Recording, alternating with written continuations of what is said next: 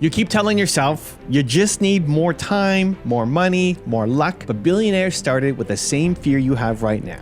The difference is they acted when everything looked like it would collapse. I had to make a choice then that either I took all of the capital that I had and invest that in Tesla, or Tesla would die. In 2008, Elon Musk risked his last $40 million after 3 failed rockets and a bankrupt Tesla, while most people would have walked away rich and safe. I invested all the money I had. Literally, I had to borrow money from friends to pay the rent. Maybe you felt that same doubt staring at your dream and wondering if you're crazy for even trying. The people who are crazy enough to think they can change the world are the ones who do. But if you keep playing small, spreading your effort everywhere, you will wake up years from now realizing you built a safe life instead of a meaningful one. I knew that when I was 80, I was not going to regret having tried this. But I knew the one thing I might regret is not ever having tried. In the next 3 hours, you'll discover the hidden ways that separate billionaires from everyone else and how to start using them today. If you've been here before, drop a hashtag Believe in the comments below so I can feature you here in a future video. And if you're new, welcome to Believe Nation, the only channel that helps you believe in yourself daily, one video at a time. You will never become a billionaire or even a millionaire by following the advice of the middle class. Most people think that extreme wealth comes from luck or inheritance or being in the right place at the right time. But the truth is, it comes from having the guts to concentrate your bets when everyone else is diversifying to protect their ignorance. If you keep spreading your focus, your energy, and your money across a dozen different safe options because you are afraid of losing, you will guarantee that you end up with a life of mediocrity and never reach the massive potential that you were built for. In 2008, Elon Musk was facing the worst year of his life. He had made $180 million from selling PayPal, a fortune that would set most people up for life on a private island. But Musk isn't most people. He had poured almost all of that money into 2 companies that looked like they were about to die, Tesla and SpaceX. SpaceX had 3 failed rocket launches in a row. Tesla was running out of cash and couldn't make payroll. Musk had about $40 million left. He had a choice. He could put all the money into one company to save it, but that would mean the other would definitely die. Or he could split the money between them to try to keep both alive, but risk running out of cash for both and losing absolutely everything. Most people would have walked away. They would have kept the $40 million and lived like a king. Musk chose the hardest path. He split the money. He went all in on both. He literally had to borrow money from friends to pay his rent because he had 0 liquid cash left. On Christmas Eve 2008, at the very last hour, a financing round came through for Tesla. Days later, NASA awarded SpaceX a contract. He risked $180 million to get to 0 just to have a shot at changing the world. Today, he's the richest man on the planet. So right now, you're probably telling yourself, but Evan, I don't have $180 million like Elon Musk. And that's not the point. It's not about the amount of money. It's about the habit of your mind. You're playing small with the $1,000 the same way you'd play small with $10 million. If you cannot bet on yourself when you have nothing to lose, you will never bet on yourself when you have everything to lose. So today we're going to break down the actual blueprint. I analyzed 50 billionaires to find out what they actually have in common, and it's not what you think. The trap of diversification. The first thing you need to understand is that billionaires do not get rich by diversifying. You have been told your whole life, don't put all your eggs in one basket. That is great advice if your goal is to preserve wealth. It's terrible advice if your goal is to create wealth and build an empire. Warren Buffett, one of the greatest investors of all time, calls diversification protection against ignorance. He says it makes very little sense for anyone who knows what they are doing. If you know how to analyze a business, if you know your market, if you know your value, why would you put your money into your 20th best idea instead of your top idea? When you look at the portfolios of the ultra wealthy, you see extreme concentration. They find one thing they believe in, usually a company they built themselves or an investment they know inside and out, and they push all their chips into the middle of the table. Bill Gates didn't diversify into real estate and gold when he was starting Microsoft. He was 100% Microsoft. Jeff Bezos wasn't buying stocks in other retailers in 1999. He was 100% Amazon. And the data backs this up. There's a study by Acadian Asset Management that looked at concentrated portfolio managers versus diversified ones. They found that the managers who had the courage to bet big on their best ideas, their top 5 to 10 stocks, significantly outperformed the ones who spread their bets thin. The managers who concentrated their portfolios generated higher returns because they were betting on their conviction, not their fear. You are hurting your own growth by trying to do too many things at once. You have a side hustle and a main job, and you're thinking about crypto, and you're trying to start a YouTube channel, and you're learning Spanish. You are diversifying your energy because you are afraid that if you pick just one thing, it might fail. But by doing 5 things at 20% effort, you are guaranteeing that all 5 of them fail. You need to find your wonderful business. Buffett says if you can find just 3 wonderful businesses in your life, you will get very rich. You don't need 50. You need 1. You need to become an expert in one area. You need to know more about your specific niche than anyone else in the room. When you have that level of knowledge, you don't need to diversify to protect yourself. Your knowledge is your protection. So stop trying to be okay at everything and give yourself permission to be a genius at one thing. Put your eggs in one basket and then watch that basket very closely, like Andrew Carnegie used to say. The power of disagreeableness. If you want to be a billionaire, you have to stop caring what other people think. I don't mean you should be a jerk. I mean you must possess a psychological trait known as low agreeableness. Researchers from the socioeconomic panel in Germany analyzed the personality traits of millionaires and billionaires. They used the Big 5 personality model. They found a consistent pattern. Wealthy people score very high on conscientiousness. They are disciplined and they're organized. They score high in openness. They like new ideas, but they score significantly lower than the average person on agreeableness. This means they are not afraid of conflict. They are not afraid to swim against the tide. They do not need social harmony to feel good about themselves. When you are building something massive, people are going to tell you that you are crazy. They are going to tell you that it cannot be done. They are going to tell you that you are wrong. If you have high agreeableness, you will listen to them. You will try to fit in. You will compromise your vision to make everyone feel comfortable. Billionaires don't do that.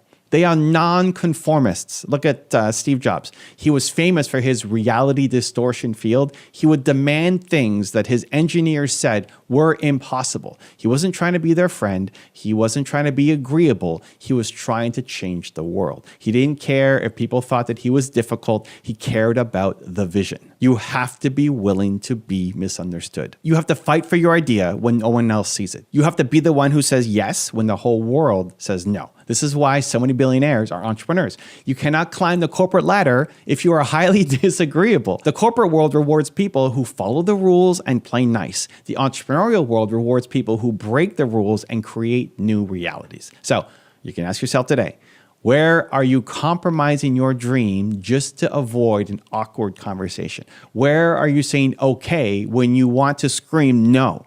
Stop trying to please everyone. You are not pizza. You are a leader. Lead. The obsession with speed. Speed is the ultimate weapon. If you look at the daily habits of billionaires, they do not waste time. They understand that time is the only asset that they can never buy back. There is a concept called return on time investment, or ROTI. Billionaires are obsessed with this. They aggressively use leverage, other people's money, other people's times, systems, and technology to make sure that their personal time is spent only on the highest value tasks. When I analyze successful people on my channel, I see this pattern over and over. They don't just work hard, they work fast. Tom Bilyeu, friend of the channel, has a strict routine. He gets up, he works out to build discipline, he meditates to clear his mind, and then he attacks his most important tasks immediately. He doesn't check email first, he doesn't scroll social media, he calls it thinkitating, using his brain power to solve complex problems before the world can distract him. Most people are moving too slow. You have an idea for a business, you spend 6 months researching a logo, you want to start a podcast, and you spend 3 weeks looking for the perfect microphone to buy, right?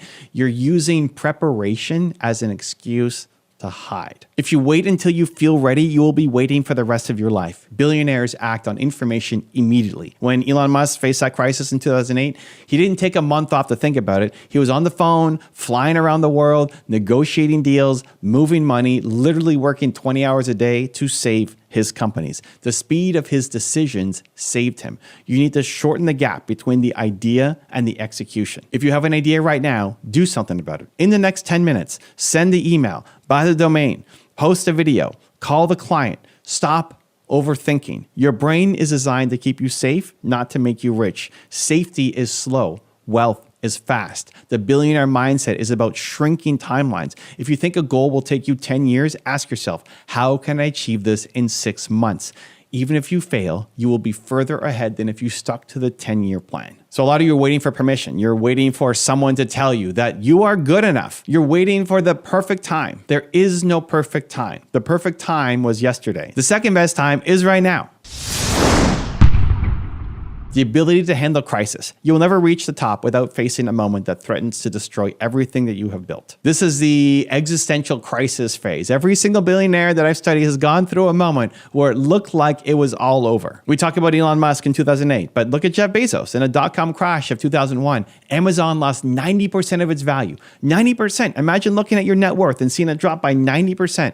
Most CEOs panicked. They folded. They went bankrupt. Bezos didn't panic. He focused on the math. He focused on one single metric, the cash conversion cycle. He realized that if he could get cash from customers before he had to pay his suppliers, he could fund his own growth without needing banks or investors. He turned Amazon into a cash-generating machine during the worst crash in the history of the internet. He didn't just survive the crisis, he used the crisis to become stronger. This is what Nassim Taleb calls being anti-fragile. It's not just about resilience, which is bouncing back to where you were. It's about getting better because of the stress. When you are building your business, you are going to get hit. You are going to lose a big client. Your star employee is going to quit on you. The economy is going to tank. Pandemic is going to shut down the world. If you crumble when things get hard, you are not ready for this level of success. Yet, billionaires look at crisis as a puzzle to be solved, not a sign that they need to stop. They maintain an internal locus of control. They believe that no matter how bad the external situation is, they have the power to fix it. They don't blame the economy. They don't blame the government. They don't blame their team. They take extreme ownership. So when bad things happen to you, do you play the victim or do you become the architect of your own rescue? Your pain is your training ground. The struggles that you are facing right now are not there to stop you. They are there to prepare you for the weight of the success you are asking for. If you can't handle the pressure of a $10,000 problem, life will never trust you with a $10 million problem. So embrace the crisis. It is the fire that forges the steel. They solve the biggest problems. Perhaps the most important thing billionaires have in common is the scale of the problems that they solve. So you are paid in direct proportion to the difficulty of the problems that you solve. If you solve a small problem for a few people, you make a little bit of money. If you solve a massive problem for millions of people, you become a billionaire. So look at the billionaires that we've talked about. Elon Musk is trying to solve the problem of fossil fuels with Tesla and the problem of human extinction with SpaceX. Pretty big problems. Bill Gates solved the problem of putting a computer on every desk in every home. Jeff Bezos solved the problem of getting anything that you want delivered to your door in 2 days. These are not small problems. Most entrepreneurs aim too low. They start a business just to make money. They want to just pay their bills. They want a nice car. And there's nothing wrong with that. But it won't make you a billionaire. You have to fall in love with the problem. And to go to the next level, you have to expand your vision. You have to ask, how can I help more people? How can I serve deeper? You need to find your one word. You need to find the core value that drives you, because when things get hard, and they will get hard, money will not be enough motivation to keep you going. You need a mission. If you're just chasing paper, you will burn out. If you're chasing a purpose, you will be unstoppable. So the billionaires I know, the ones I studied, they're not sitting around counting their money. They are working harder than you and me. Why? Because they're obsessed with the problem they are solving. They are built to serve. So if you want to join their ranks, stop asking, how can I make $1 billion? And start asking, how can I help 1 billion people? The money is just a byproduct of the value that you create. Focus on the value. Focus on the service. Focus on the impact. You have Michael Jordan level talent at something. You have a genius inside of you that is waiting to be unlocked, but you are keeping it small because you don't believe in yourself enough to tackle the big problems. The world is waiting for you to step up. The world has huge problems that need your specific genius to solve. So don't deprive us of your contribution because you're afraid to fail. Go bigger. Ready to discover the skills that could skyrocket your success this year? These aren't academic theories, they're practical, in-demand abilities that you can learn without a formal degree. Each skill taps into emerging market needs, offers entrepreneurial leverage, and has scalable impact. Let's dive in and imagine the possibilities each one opens up for your business and income. Skill number 1, AI integration and automation, turning intelligence into income. Okay, so what is it? Here we're going to leverage AI and automation tools to streamline operations, create smarter products, or even launch AI-driven services. It's using machines to do the heavy thinking or doing for you, from chatbots that handle customer inquiries to AI systems that optimize your marketing or inventory in real time. Here's why it matters this year. The AI revolution isn't coming. It's right here now, and it's rewriting the rules of business. By 2024, 70% of organizations reported using AI in some capacity, up from just 55% the year before. Companies are pouring investments into AI at record levels, over $109 billion in the US in 2024, with nearly $34 billion globally into generative AI. And they desperately need people who can make it work. The catch? There's a huge talent gap. 94% of business leaders say they face AI-related skill shortages on their teams, with 1 in 3 reporting massive gaps in critical AI roles. What does that mean? Demand is way bigger than supply, and that means opportunities for you. Entrepreneurs who are AI savvy can step in and command premium prices for their solutions.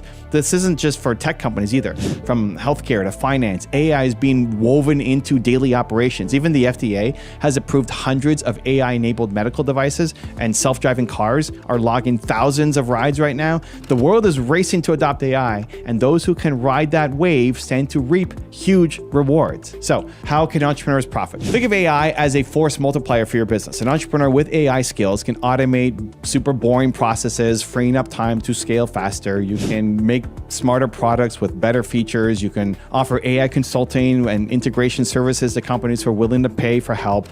So for example, a small e-commerce founder might use AI to personalize their shopping experience for each customer automatically, leading to happier customers and higher sales. Or maybe you're launching a micro SaaS tool that uses AI, like a AI scheduling assistant or content generator. Even a one-person business can serve thousands of customers when AI is doing most of the work. The evidence is everywhere. Companies using AI report higher productivity and lower costs, and many have seen AI-driven projects boost their bottom line. One entrepreneur created an AI-powered copywriting service and landed hundreds of clients globally, essentially earning money 24/7 as the AI works for them. The key is that AI is practical and learnable. With countless online courses and tools, you can start applying AI even if you're not a programmer. Many AI platforms are actually plug and play. So this year, knowing how to harness AI is like having a superpower. It's not just about efficiency, it's about unlocking new income streams. From automating your marketing to building the next ChatGPT-like app for a niche industry, AI integration is a skill that can pay off almost immediately. So embrace it, and you ride the biggest tech wave of our era straight towards profit. Now, AI might be the brains, but data is the backbone. So next, let's look at the skills that turn raw numbers into gold. Skill number 2, data analytics and business intelligence, profiting from big data. Okay, so what is it? It's the skill of collecting, analyzing, and drawing smart insights from data to drive business decisions. So data analytics is like having X-ray vision for your business. It lets you see the patterns and trends that normal people's eyes would miss. So business intelligence, or BI, goes hand in hand, focusing on those who are using insights to make strategic calls. This skill isn't about math genius, it's about knowing which numbers matter and how to translate them into action. So why it matters right now in this year, we live in a world that has tons of data. Every click, every purchase, every interaction, it can be tracked, but few people know how to turn that ocean of information into actual real value, and that's where you can come in. Companies have realized that gut instinct isn't enough. 81% of businesses now believe data should be at the heart of all decision making, and they're willing to pay handsomely for those who can deliver results. Why? Because data-driven businesses simply perform better. They're more productive and more profitable on average than their less data-savvy peers. Companies that truly embrace analytics have seen efficiencies boost as high as 60 to 80% in operations. It's not just about giant corporations. Even small startups benefit when they can quickly identify which product feature is a hit or which marketing channel brings the best ROI. And this is a very clear trend. The global big data analytics market is massive. It's over $270 billion in value and still growing. And there's a shortage of professionals who can wrangle data effectively. Executives are literally hungry for insights. A recent survey found 88% of business leaders rank data analytics as a top priority for upskilling in their organization. So this year, being fluent in data is like having a secret weapon in your market. You base decisions on facts, not guesses, which is a recipe for winning. So how can entrepreneurs use it? Data analytics can make you rich in two ways. First, by applying it to your own business. You can pinpoint your most profitable customers. You can find inefficiencies to cut. You can test pricing strategies with actual hard evidence. For example, Netflix famously used data analytics to save $1 billion a year by recommending exactly what viewers wanted. So imagine bringing that kind of insight into your business decisions. Secondly, you can sell this skill as a service to others. Many companies, especially smaller ones, they drown in data but have no idea what to do with it. You could come in as a freelance analyst or consultant, turn their data into a clear action plan, and charge premium fees for delivering growth or savings. So picture telling your client, I found a way to boost your sales 20% by analyzing your customer behavior and then actually doing it. There are real case studies of entrepreneurs doing just this. One startup founder used business intelligence tools to optimize her inventory and eliminated over $100,000 in annual waste, directly padding her profits. Another built a consulting agency that helps local businesses set up simple dashboards and KPIs, and within a year, he was booking 5-figure contracts regularly. The bottom line is data analytics is practical and learnable. There's tons of online courses, YouTube videos, tools that are now drag and drop. Master it, and you can either supercharge your own business or become the go-to data guru who turns others' confusion into cash. So in this year, data, it's the new oil, and knowing how to drill for it is an extremely high income skill. Now, having great data is pointless if you can't attract customers. That's where our next skill comes in. It's time to cash in on the art of getting noticed. Skill number 3, digital marketing and growth hacking, scaling visibility into wealth. So what is it? Digital marketing is a skill of getting customers for people's businesses online through channels like social media, through search engines, through email, through LLMs, and more. Growth hacking is a trendy way to say creative, fast-paced marketing experimentation, right? So finding clever, low-cost tactics to drive growth or sales for your business or other people's. This skill is about making your business impossible to ignore on the internet and turning that attention into revenue. So it covers everything from running targeted ads, optimizing a website to rank on Google or GPT, crafting viral content, analyzing campaign data to tweak for better results, making YouTube videos to spread your message. Why it matters this year is you could have the best product or service in the world, but if nobody knows about it, you don't make a dime. This year, digital marketing remains one of the highest skills for entrepreneurs because online attention is the currency of our kingdom. Just look at the numbers. Global digital ad spending is projected to hit $843 billion. Yes, with a B. Companies large and small are pouring money into Facebook ads, Google searches, TikTok videos, wherever their audience lives online, and they need experts who know how to navigate this landscape. The job outlook also reflects that demand. Marketing roles are expected to grow by 10%, faster than the average for all careers. And in particular, there's surging demand for people skilled in areas like marketing analytics, content creation, and SEO, SEM, because every business wants to rank #1 on Google and decode the algorithms of ChatGPT. The beauty of digital marketing is that it's practical and learnable. No MBA required, just practice, creativity, and keeping up with the trends. We're also seeing new frontiers like AI-driven marketing. Over 50% of businesses are already using generative AI to improve their operations. All this means that entrepreneurial marketers who stay sharp can out-hustle their bigger competitors. So in this year, if you know how to get the right message to the right people at the right time online, you basically have a license to print money. So how can you use it as an entrepreneur? Digital marketing is often the make or break skill that determines if you scale or if you stay stuck. And so if you master it and you can acquire customers on demand, you can enter new markets quickly. You can even build a personal brand that multiplies all of your opportunities. Take, for example, an online fitness coach who leverages social media marketing. By mastering YouTube and Instagram, she grows her audience to hundreds of thousands and launches a fitness app that earns 7 figures online. Or think of a small local business owner who uses savvy Google search ads and SEO to dominate local search traffic, right? Their store goes from unknown to the go-to place in town. And these aren't hypotheticals. These things are happening right now, all around us. As an entrepreneur, you can also sell digital marketing expertise. If you're great at, say, SEO or Facebook ads, you can freelance or start an agency. Businesses are eager to pay because they've seen the ROI. For every dollar spent on email marketing can yield $36 in return, as various studies have shown. So a skilled email marketer is worth their weight in gold. Another real-world use case, an entrepreneur growth hacked his startup by creating a referral program that went viral. So think Dropbox's free storage for referral strategy, acquiring millions of users without a massive ad budget. That's growth hacking in action. So digital marketing lets you scale up quickly. An ad campaign can reach millions of people overnight. A piece of content that catches fire can bring in floods of traffic. You're not limited by your local area, your storefront. And with analytics tools, you can measure every penny and double down on what works, like truly data-driven marketing. And the emotional side, it's pretty thrilling to see your business blow up because of a campaign that you created. The control is right here. It's in your hands. With consumer attention shifting every year, today it might be YouTube or LinkedIn newsletters. Tomorrow, who knows? Entrepreneurs who have the skill will ride each wave and outpace their competition. Digital marketing and growth hacking are high income skills because they directly drive revenue, and mastering them means you can virtually write your own success story in this digital age. So now you've got the customer's attention. Now we need to convince them to open their wallets. The next skill is all about the art of persuasion, and it's one of the oldest and most profitable tricks in the book. Skill number 4, persuasive communication and storytelling, selling anything to anyone. So what is it?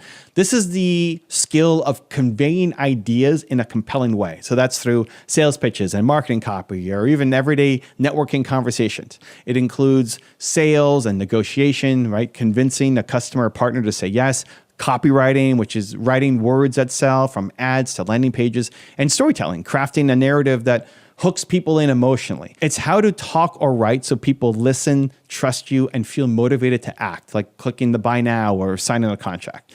Why it matters this year is no matter how advanced technology gets, the power of a good story and genuine connection never goes out of style. In fact, as automation rises, those human-centered skills become more valuable.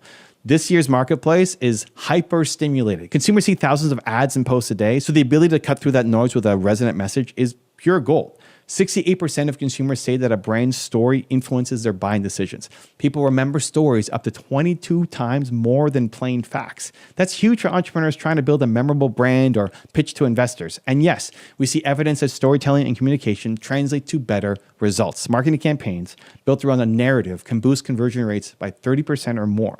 On the sales side, companies are actively looking for leaders with strong social influence and communication skills. Even the World Economic Forum highlighted leadership and social influence as a top skill for the future. Why? Because a person who can rally a team, win over a client, negotiate a profitable deal, they are invaluable. Also, let's talk money. Jobs like sales executives or copywriters are often high paying because they directly bring in revenue. A top performing tech sales rep, for example, can earn a 6-figure base salary plus another 6 figures in commissions. Copywriters who crack the code of persuasion are similarly rewarded. Many freelance copywriters charge $100 plus an hour, and businesses happily pay because one killer sales page or email sequence can generate hundreds of thousands in sales. Words are powerful, and this year, those who can wield that power expertly will find that it translates into serious income. So how can you use it as an entrepreneur? You're always selling, not just your products, but your vision, your brand, even selling yourself as a trustworthy partner.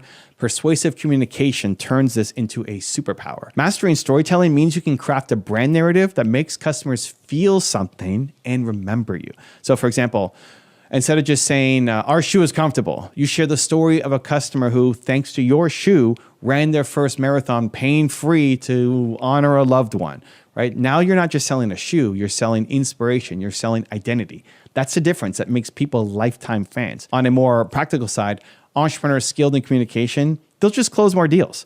So imagine you're negotiating with a supplier or an investor. If you can clearly articulate your value and persuade them effectively, you'll likely get better terms, maybe tens of thousands saved or gained in one conversation. If you sell services or high-ticket products, strong sales techniques like consultative selling or solutions-based selling is key.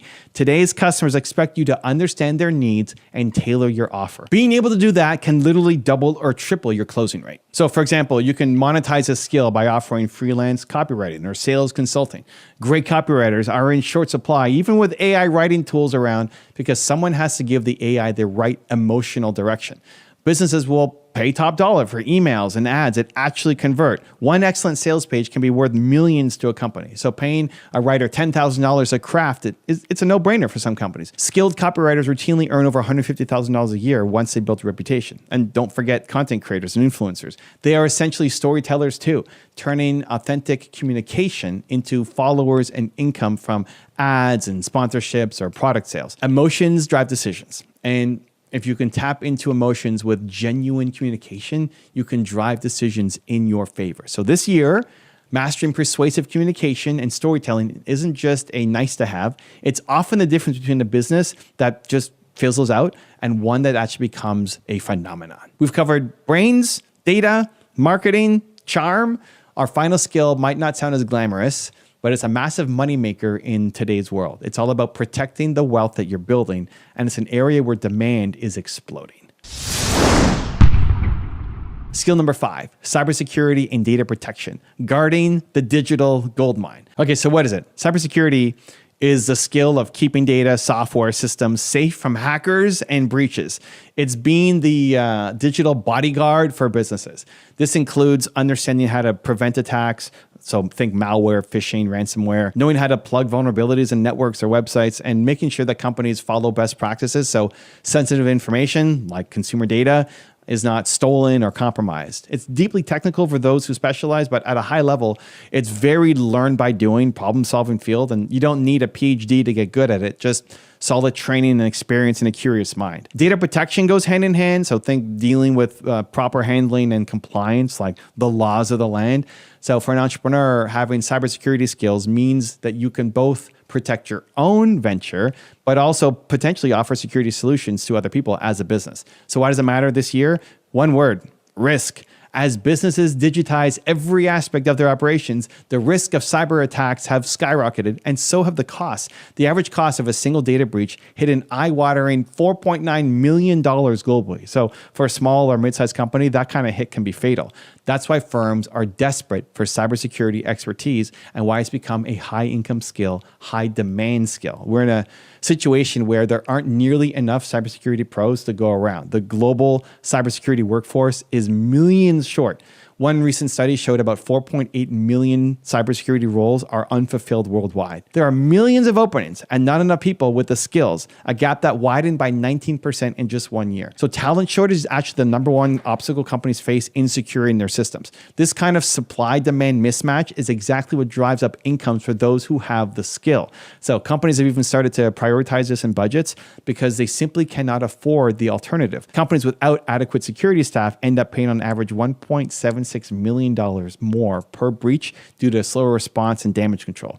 But just beyond like corporate IT departments, every entrepreneur with an online presence needs at least basic cybersecurity savviness. Cyber threats this year are more sophisticated. Yes, hackers are using AI too.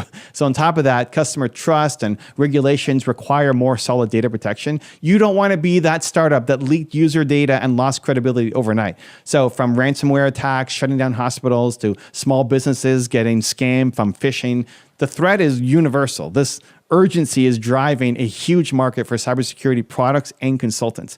Global spending on cybersecurity is rising every year, tens of billions of dollars annually, as businesses effectively say, please take our money and keep us safe. If you can step in with the skills to do so, you will be richly rewarded. So as some evidence, top freelance cybersecurity experts report rates of $200 to $300 an hour, and experienced security consultants can make over $500,000 a year by serving multiple clients. So it's no surprise that when the stakes are this high, companies are willing to pay for peace of mind.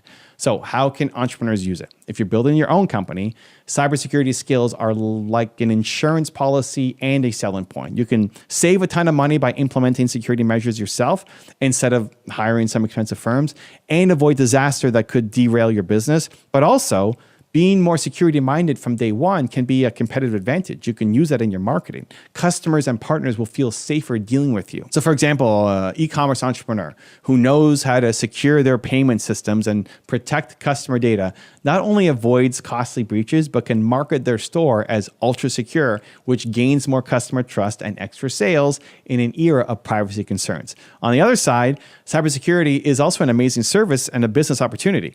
So given that huge talent gap, you could start a consultancy or freelance as a virtual CISO, as Chief Information Security Officer, for multiple small companies that can't afford one in-house. They get your expertise part-time. You get a hefty paycheck. Some entrepreneurs are launching cybersecurity startups.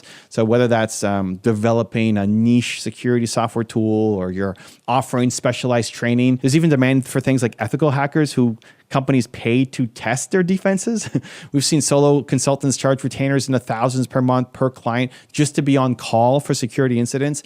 And with new data privacy laws popping up all the time, like Europe's GDPR and others, Businesses are scrambling for guidance, which is another avenue for advisory services you could offer if you're well versed in compliance. So the key point is this: threats are growing and talent is scarce. If you equip yourself with this skill, you become part of a highly sought after elite group of people. Not only can you command higher fees because preventing a multi-million-dollar breach is essentially worth a high payout, but you also carry the confidence that you can protect the empire that you're building to. In a time where a single hack can wipe out years of effort, the entrepreneurs who understand cybersecurity will safeguard their wealth and even turn security into a profitable service for others.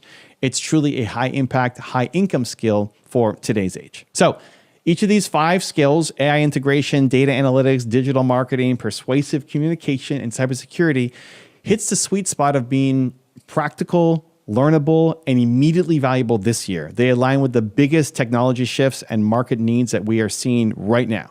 AI is everywhere. Data is the king. Online growth is non-negotiable. Human connection still seals a deal, and security underpins it all. The best part is you don't need a fancy degree to get started with any of these. There are YouTube videos, boot camps, online courses, communities for each skill that you can start learning right now. Entrepreneurs who invest time in mastering even 1 or 2 of these will position themselves to generate wealth in the short term. We're talking within a year or 2, not decades, and it's all backed by trends and numbers that I've already cited throughout this entire video. The market is hungry for these abilities. So ask yourself, which of these skills speaks to you right now? The entrepreneurs getting rich this year aren't necessarily the ones with the most funding or the fanciest ideas. Often they're the ones who have the right skills at the right time and execute relentlessly. Now you know 5 of those right skills. It's time to choose, learn, and leap. Here's to your success, because this year might be the year your hard work and high income skills make you the next great success story. Most people waste their 20s and they pay for it the rest of their lives. And I'm not saying that to be negative. I'm saying it as a warning. Look around at friends or family in their 40s, 50s, 60s. So many wish they could turn back time and do things differently. They played it safe, they followed the crowd, and now they're filled with what-if thoughts. The truth is harsh. If you delay chasing your dreams, you risk waking up one day full of regret. In fact, a palliative care nurse found that the number 1 regret of dying people was not living true to themselves, not going after what they wanted. Think about that.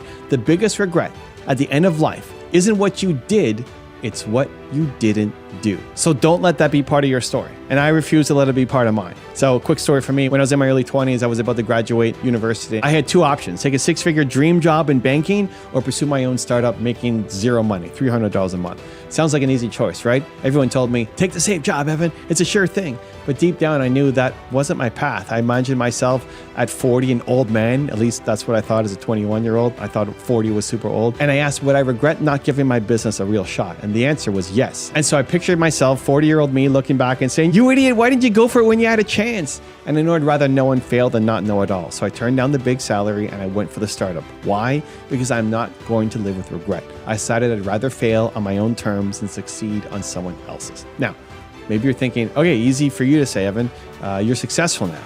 You don't know how it feels to be me. Oh, I do know how it feels. I've lived that. I went from being a kid who struggled with confidence. You know, heck, in school, I was a B and C student when my sisters got straight A's, to an entrepreneur who almost quit on his dream multiple times. And early on, I was making no money and was too embarrassed to tell anyone about it. I was just too shy, too embarrassed. I felt like a failure, and I hid that. And that loneliness almost broke me. But that pain that you're feeling, that doubt that's in your head, it can motivate you if you choose to use it. And I learned that doing it all alone was actually a mistake. Like, don't do it all alone because you'll probably fail. You'll quit along the way because it's too devastatingly lonely. The doubt you have is proof that you care. It means your dream matters to you. And if it matters, you owe it to yourself to find a way forward, not run away backwards. So if you're in your 20s or 30s and ambitious, listen, no one is coming to save you. But the good news is, you don't need them to. You have everything you need to get started right now. And today, I'm going to show you how to turn that early ambition into some real momentum. Now let's dive into the 3 things you must do to capitalize on your ambition. Number 1, embrace your early struggles. Find purpose in the pain. So your 20s and 30s are going to punch you in the face. Good. That's the training that you need. The early failures, the confusion about who you are or what you're doing, that is literally forging your future purpose. I learned this firsthand. I struggled a lot as a young entrepreneur. At 19, I was eating beans for lunch every day, making $300 a month and feeling totally lost. I actually told my business partner I quit on the worst day of my life. I felt like I couldn't continue. But that same night, lying in bed, staring at the ceiling, I realized I couldn't live with myself if I stopped now. So the next morning I walked back in and unquit. Said, I can't quit yet. I need to at least know that I gave it everything. And I decided that if someone else out there had figured this out, then I could too. So I swallowed my pride and I looked for mentors. Not in person, I was 19, I had no connections, but by studying people who did what I wanted to do. So I asked myself, who's got a successful software company? Bill Gates, I thought. So I dove into how Bill Gates started Microsoft, and I discovered Microsoft grew through partnerships, and a light bulb moment went off for me. My company needed a partnership too. So I started messaging people and hustled until I landed my first deal, and boom, I got my first check for $13,500 when I had only been making $300 a month. And that changed everything for me. Not just the money, but it was proof. I remember seeing the money come in. It's like, this worked.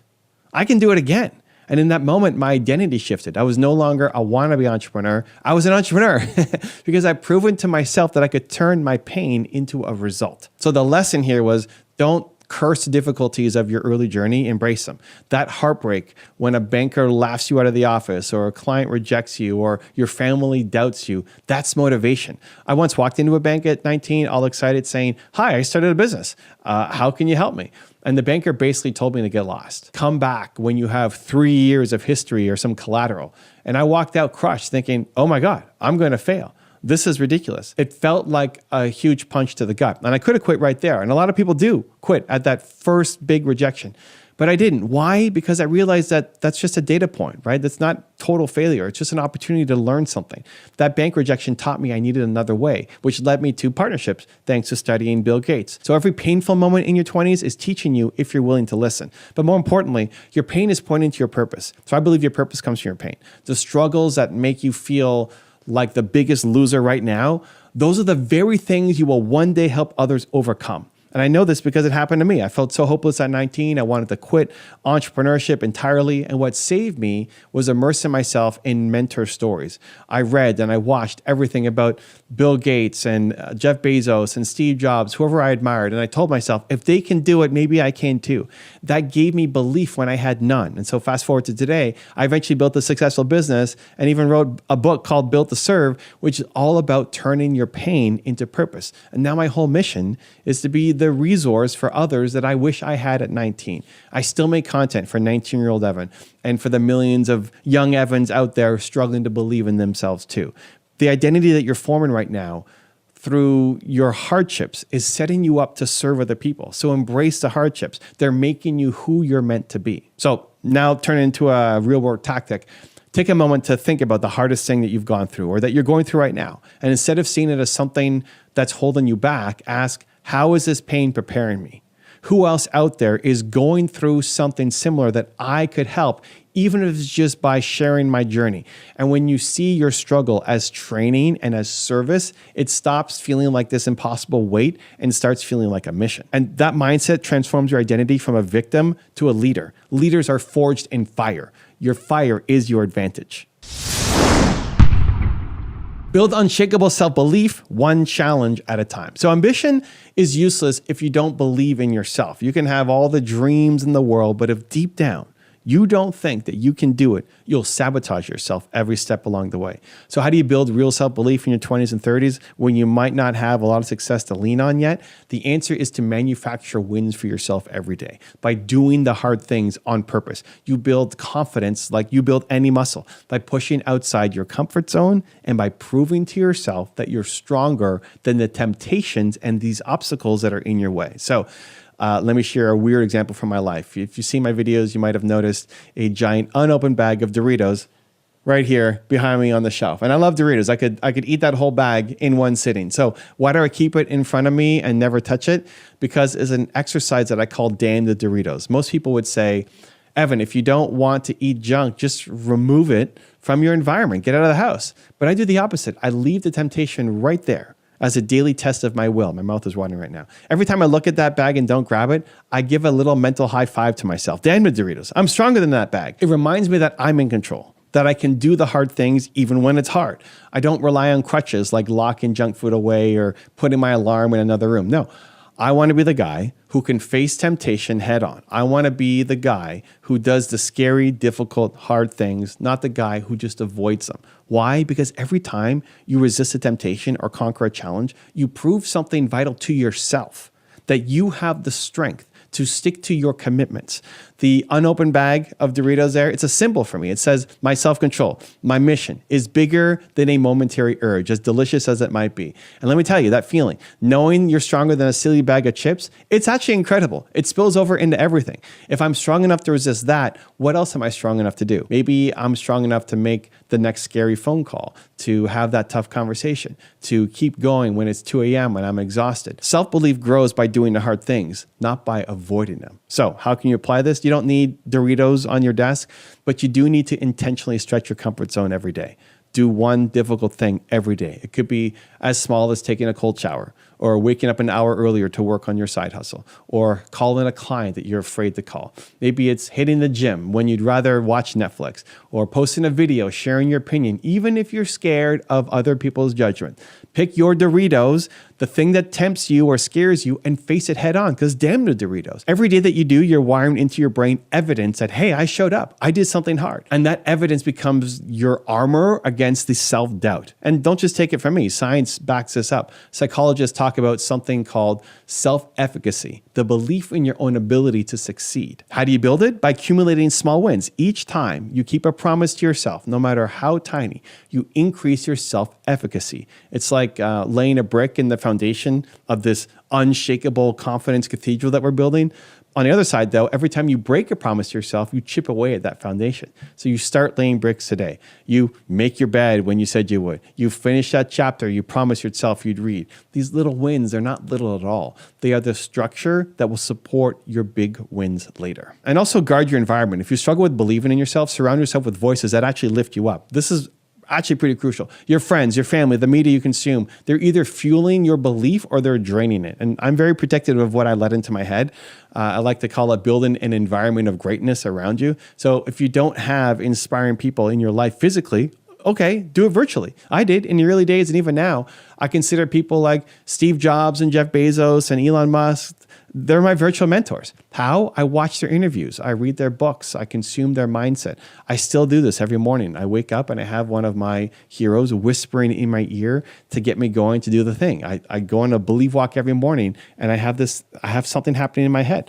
If I start my day hearing about Steve Jobs talking about innovation, guess what that does to my brain? It starts me off believing more is possible. When you're around big thinking every day, suddenly your challenges seem smaller by comparison. So be very intentional with your inputs. So here's your real world tactic. Curate your intake. Make a list of 5 people who inspire you. They can be entrepreneurs, creators, anyone who embodies the confidence and success that you aspire to. And every day, consume something from that list. Watch a YouTube video, read a chapter of their book, listen to their podcast. I have videos every day on this channel. Let them mentor you from afar. At the same time, limit your exposures to the negative Nancy's and the dream crushers in your life, right? You know, the ones who always doubt you, belittle you, say your ambitions are worthless. You don't have to cut them out of your life completely if they're close friends or family, but you can set boundaries around your dream. Protect it.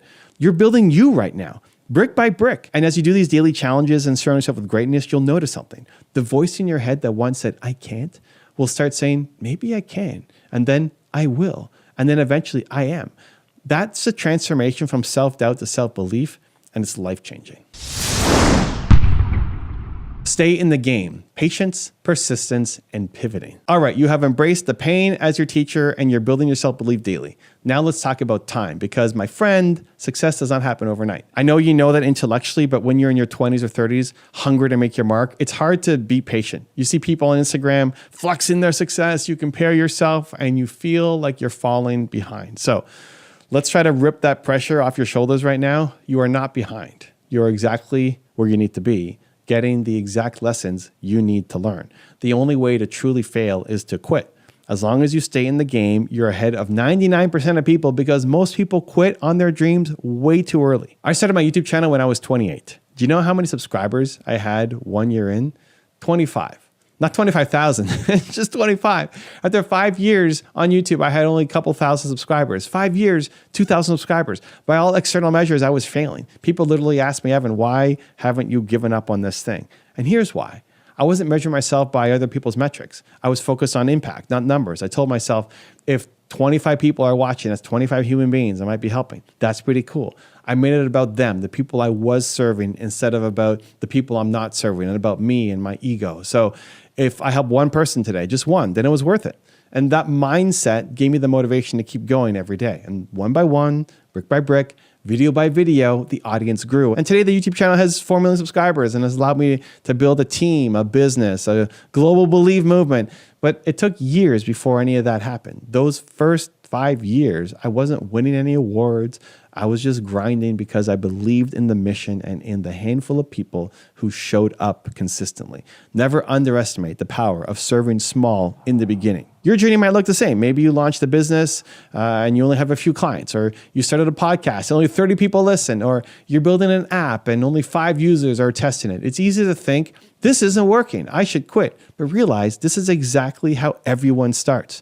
No one emerges fully formed and successful. Every winner was once the underdog. The difference is the winners kept going. They persisted through the silence when nobody was clapping for them. They learned from every single setback instead of seeing it as this sign or signal that they need to stop. So think of it like you're planting a seed. You water it, you give it sunlight, and for a long time, nothing. No visible growth. It's frustrating. But you don't dig it up in frustration because you know growth is happening unseen. Then one day, a little sprout. Business is the same. Progress is often invisible at first. You're getting better, smarter, stronger, even if the world isn't seeing it yet. So give yourself time to grow. Patience is a weapon. Persistence is your superpower. Now, persistence doesn't mean just stubbornly doing the same thing that's not working over and over again. It means keep moving towards the goal, but be flexible in your approach. I persisted towards my goal of helping entrepreneurs, but I pivoted how I did it many times. My first business model wasn't working until I found the partnership strategy. My YouTube content evolved dozens of times before it found its groove and started winning. Be willing to adapt, but don't you dare quit on your mission. Also, ask for help when you need it. This is one of the biggest lessons I learned the hard way. Remember how I said I was too embarrassed and tried to do everything alone?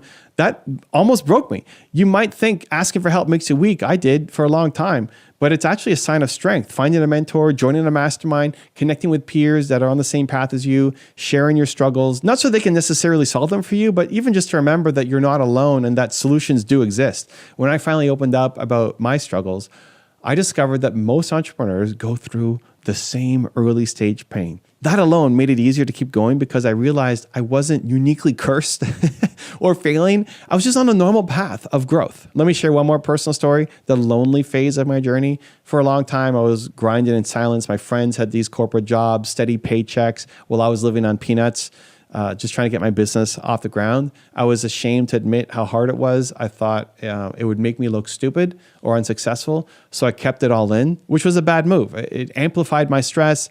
It made me come this close to giving up. And in hindsight, I should have reached out to friends, to mentors, to someone, anybody. When I finally did start sharing a bit, I found that people actually wanted to help. My business mentor, when I finally got one, told me, Evan, you're carrying a huge weight on your own. You know, you don't get extra points for doing it solo. You're not meant to do this alone. Yes, you have to do the work, but you can and should surround yourself with others who believe in you and can guide you. Even just 1 or 2 like-minded people in your circle can make a world of difference on those days that you want to quit. So build your support system alongside your business. So the real world tactic, commit right now that you will not quit on your vision no matter what, as long as your heart still pulls for it. Write it down as a if-then statement. If I feel like quitting, then I will, right? And then fill in that blank with a concrete action. So you will call your mentor. You will rewatch your favorite motivational video. You will read your positive feedback from customers. You will remind yourself of your why and whatever keeps you going and lights you up. This is your contingency plan for those dark days. Also, you can set micro goals to measure your progress in the early stages. So for example, instead of only measuring revenue, which might be 0 at the beginning, measure how many people that you've helped.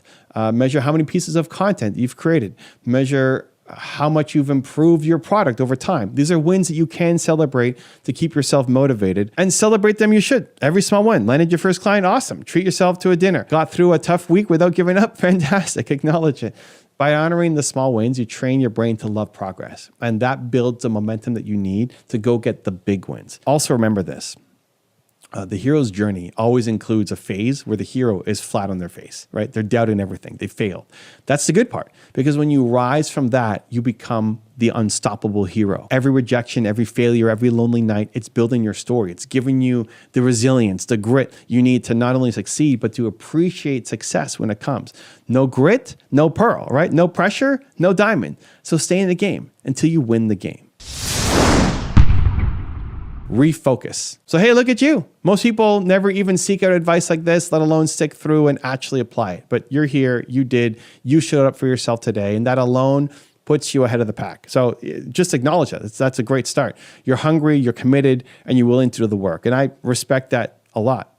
Now, as you close this video, it's time to turn that insight into action. Your ambition here is a gift. You guard it, nurture it. Keep feeding it with belief and action every single day. There are going to be days when you crush it and days when you fall flat on your face. That is okay. Keep that vision of 80-year-old you in your mind, the you that will look back and either say, I'm so proud I went for it, or I wish that I had. Every day you decide which story gets written. And today you made a decision. You decided to invest in you. That is huge. So go forward with renewed focus. Embrace the hard times as you're training. Challenge yourself daily to build that unstoppable confidence. Persist when others fade, and never let temporary failure make you permanently quit. You've got something special inside you, and I want you to know it. Your 20s and 30s are just your launching pad. What comes next, the life you build, the impact you have, will be beyond anything you can imagine right now if you stay on this path. Your future self is smiling back at you right now saying, thank you for not giving up. Keep going. You've got this. You are not lazy. You are just living a life that doesn't belong to you. Society, your parents, your teachers handed you a script for safety. But that safety is actually a prison that is suffocating your potential and draining your energy every single day. If you don't burn that script right now, you're going to wake up in 10 years filled with regret, realizing you spent your best energy building someone else's dream while yours died in the dark. In 2003, the British cycling team was a total joke. In 100 years of Olympic competition, they had won just a single gold medal, and they'd never won the Tour de France. They were so bad that bike manufacturers actually refused to sell them equipment because they were afraid it would hurt their brand image.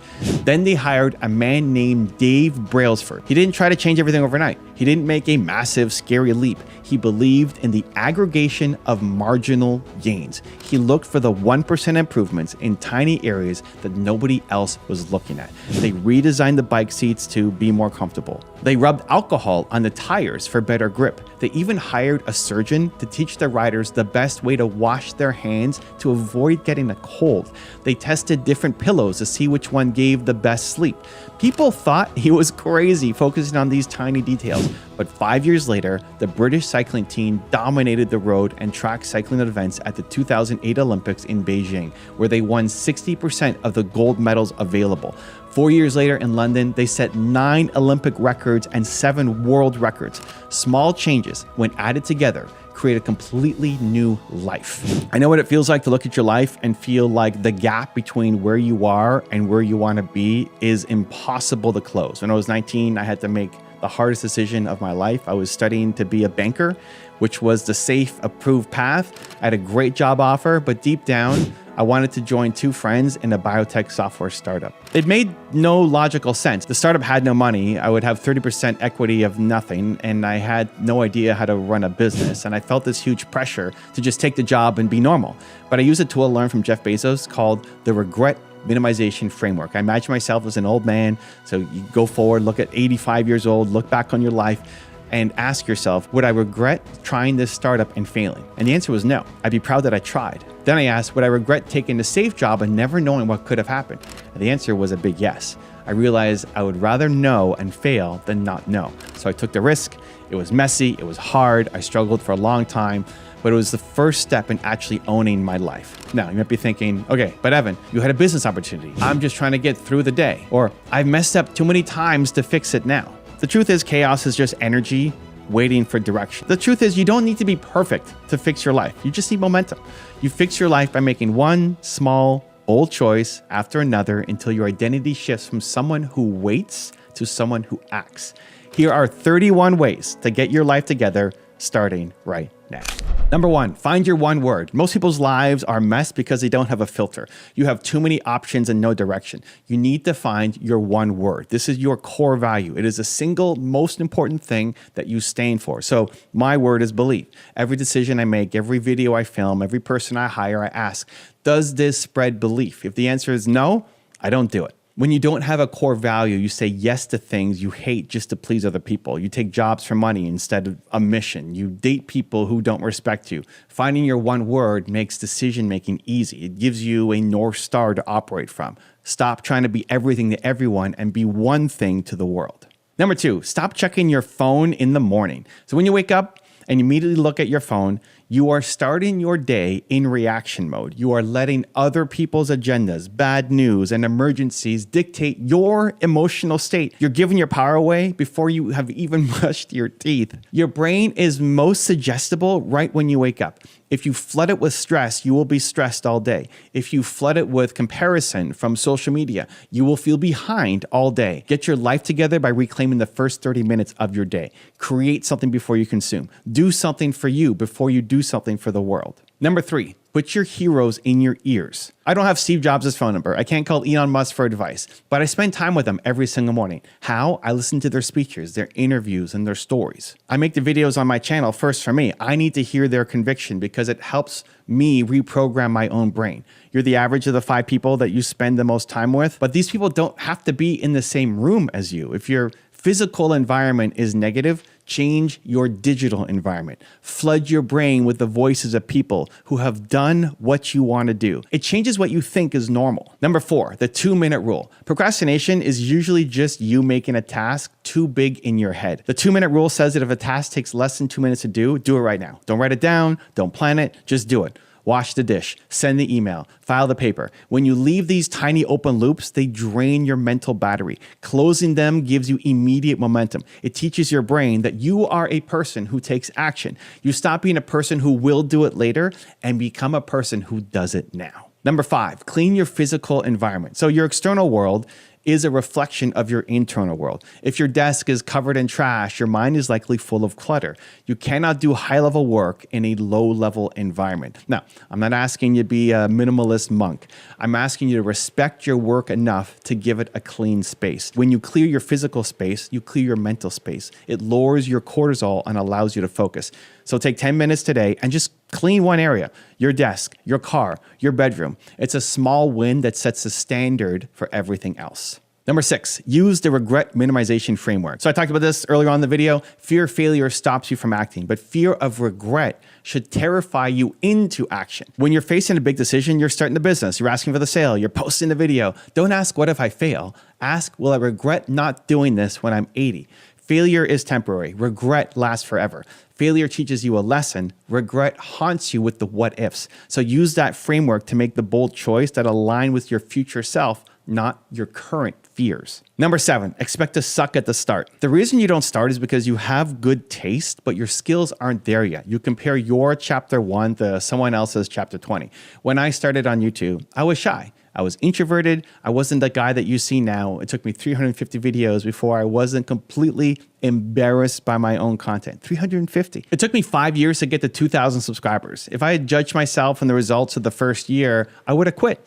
You have to give yourself permission to be bad so you can eventually become good. Number 8. Damn the Doritos. I love Doritos. This is my weakness. But for a long time, I've kept a bag of Doritos sitting behind my desk right there, unopened. Why? To remind myself that I am stronger than the Doritos. Discipline is a muscle. Every time I look at that bag and didn't eat it, I cast a vote in the identity of a disciplined person. My mouth is watering now just thinking about it. You need to find your Doritos. Find the small temptation that controls you and prove to yourself that you are the master of your impulses. It builds self-trust. Number 9, audit your circle. So Jim Rohn said you're the average of the 5 people that you spend the most time with. If your friends are complaining, they're lazy, they're negative, you will be too. It's not because you're weak, it's because humans are social creatures and we mimic our tribe. So you might need to fire some friends. You might need to spend less time with family members who tear you down. And this is hard, but it's necessary. You can't fly like an eagle if you are always surrounded with turkeys. Surround yourself with people who make your impossible look like they're normal. Number 10, do one scary thing every day. Fear,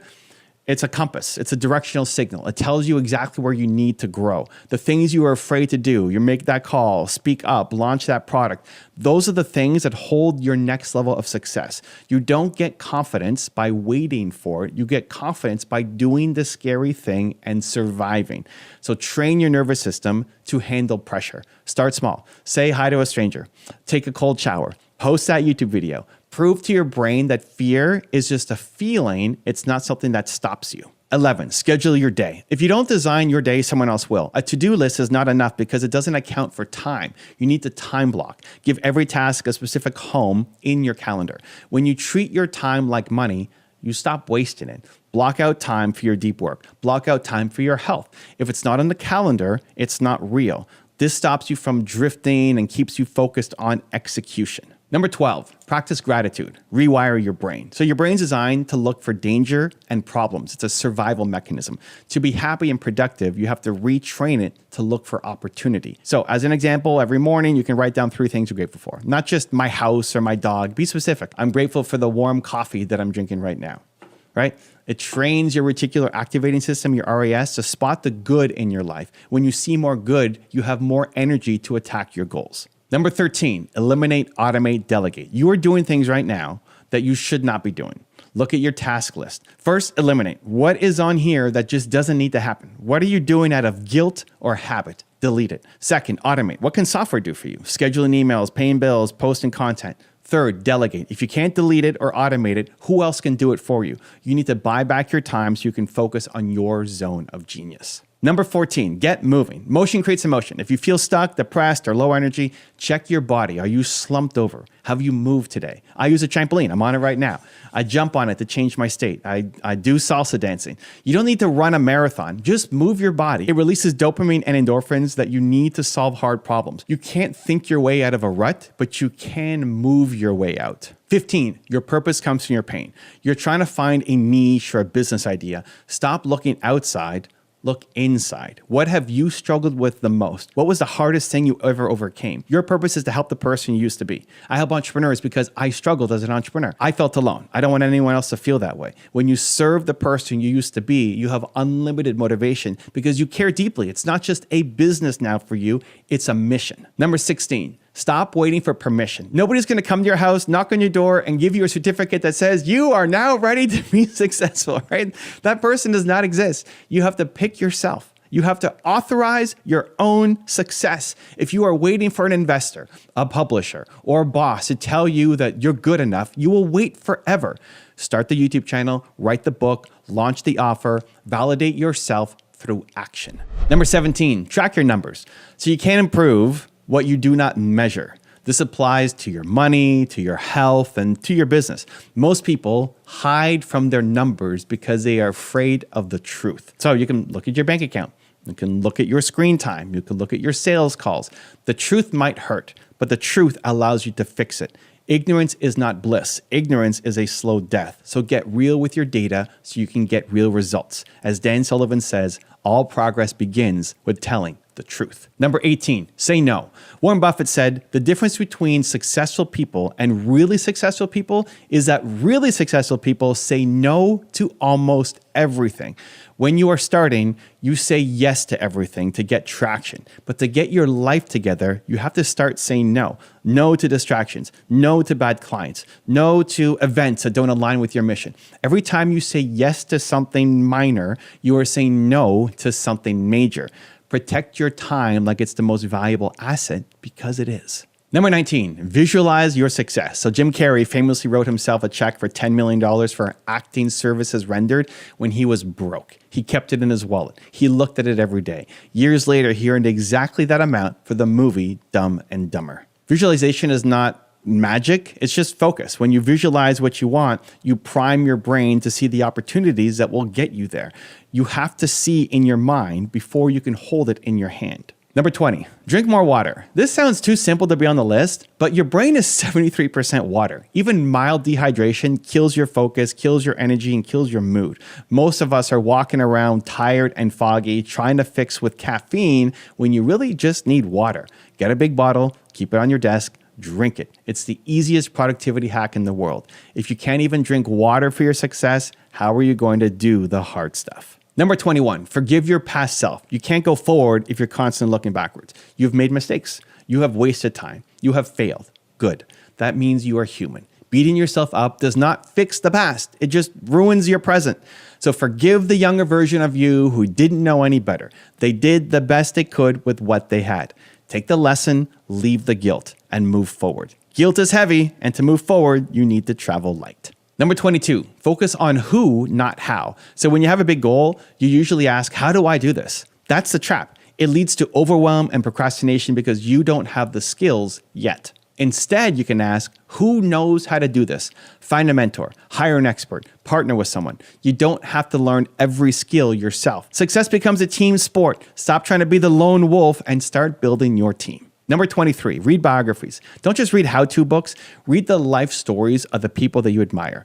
You need to see the struggles. You need to see that Steve Jobs got fired from his own company. You need to see that Oprah was fired for her news anchor job. Biographies humanize success. They show you that the people who changed the world were just like you, full of doubt, facing obstacles, and figuring it out as they went. It gives you permission to struggle and still win. Number 24, the 5-second rule. So Mel Robbins discovered that there is a 5-second window between having an instinct to act and your brain killing it with doubt. So when you have the impulse to speak up, to get out of bed, to introduce yourself, count down 5, 4, 3, 2, 1, and move. It shuts off the prefrontal cortex, part of your brain that overthinks. You have to act before you think yourself out of greatness. Number 25, celebrate small wins. If you only celebrate the giant milestones, you will be miserable for 99% of the journey. Success becomes a game of momentum. So did you film that video? Celebrate. Did you make the sales call? Celebrate. Did you choose the salad? Celebrate.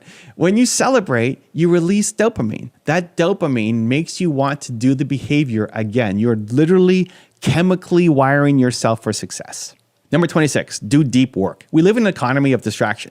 The ability to focus without distraction now is a superpower. Most people are just skimming the surface of their work. So turn off the notifications, put the phone in a different room, close the tabs, give yourself 1 hour of pure, uninterrupted focus on your most important task. You will produce more in that 1 hour than most people do in an entire day. Deep work is rare, which makes it valuable.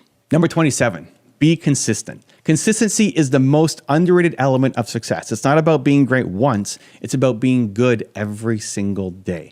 When I was starting, I wasn't the best speaker. I wasn't the smartest guy, but I was the most consistent. I showed up when I didn't want to. I showed up when nobody was watching. Consistency builds trust. Trust with your audience and trust with yourself. You can't rely on motivation. Motivation flies away. You have to rely on your consistency. Number 28, find a mentor. You don't have enough time to make all the mistakes yourself. You need to learn from the mistakes of others. So a mentor can save you 10 years of frustration with one conversation. You don't need to pay millions for this. You can find mentors in books, on YouTube, right here, or by offering value to people in your industry.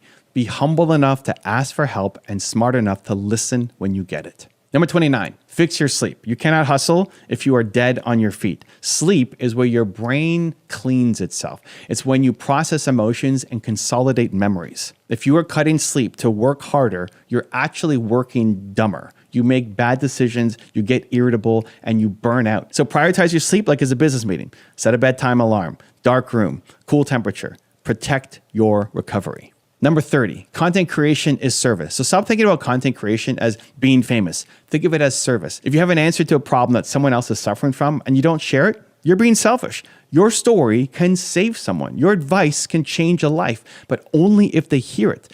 Get over your fear of judgment by focusing on your desire to help. When you focus on the person you are serving, the fear of the camera disappears. And number 31, believe. This is the foundation of everything. You have to believe you're capable of more. You have to believe that your past does not equal your future. You have to believe that you have a unique genius inside of you that is waiting to be unleashed. The world will try to beat this belief out of you. It will tell you to be realistic. It will tell you to settle. Don't listen. Guard your belief with your life, because if you don't believe in you, nobody else will. So you have the tools now, you have the roadmap, you have the permission. Now all you need is the action. Stop waiting for the perfect time. The perfect time is a myth. The only time you have is right now. Take one of these 31 ways and do it today. Not tomorrow, today. Prove to yourself that you are ready for the next level. You are wasting half your life on work that does not matter. It's not because you're lazy or you lack ambition, but because you've been trained to mistake busyness for business and simple activity as actual achievement. If you don't stop this cycle right now, you will burn out, you'll resent the business that you built, and you'll never reach the level of impact that you were born to make. Look at Mark Burnett. He's one of the most successful TV producers in history. He created Survivor, The Voice, Shark Tank. He's won 4 Emmy Awards, 4 People's Choice Awards. Most people think someone like that must work 20 hours a day, never sleep, and sacrifice everything to win. But Burnett's success didn't come from doing more manual labor than everyone else. It came from ingenuity. He understood that you have to stop trying to be the person doing the hard work in the trenches and become the person designing the platform. He realized that the labor does not equal value. He leveraged systems, teams, and media to multiply his effort. He didn't just work hard, he built a machine that allowed his ideas to scale globally without him having to turn every single screw himself. Now, I know this trap well. When I was 19, I was part of a biotech software company. I thought the secret to success was suffering. Thought if I wasn't bleeding for the business, I didn't deserve to win. I was making $300 a month. I was eating bean salad every day because it was the cheapest food that I could buy. I felt like I was trying everything, but nothing was working. I felt useless. I wanted to quit. I told my partner that I quit. I looked at my partner and told him that I couldn't do it anymore. But I woke up one day, the next day after I told him I quit, and realized that I just couldn't quit it yet because I would regret it. So I decided to stop trying to invent the path myself. I looked at Bill Gates. I asked, how did he build Microsoft? I saw that he used partnership deals. So I stopped doing all the busy work I thought I had to do, and I just focused on partnerships. And that one shift saved my business. It took me from struggling to surviving to closing deals with major clients. Now you might be thinking, okay, Evan, but I have to grind. I'm just starting out. I don't have a team. I don't have money. I have to do everything myself. And yes, just recognize that's the voice of fear that is keeping you small. You don't need a team to be efficient. You need strategy. You need more time. You need focus. The belief that you have to do everything is exactly why you're here stuck doing everything. So here today are the 10 laws of productivity that will let you cut your work time in half while doubling your results. Law number 1, the law of immediate action. You have to stop getting ready to get ready. So the biggest lie that you tell yourself is that you need more information before you start. You buy the books, you watch the videos, you listen to the podcast, you feel like you are working.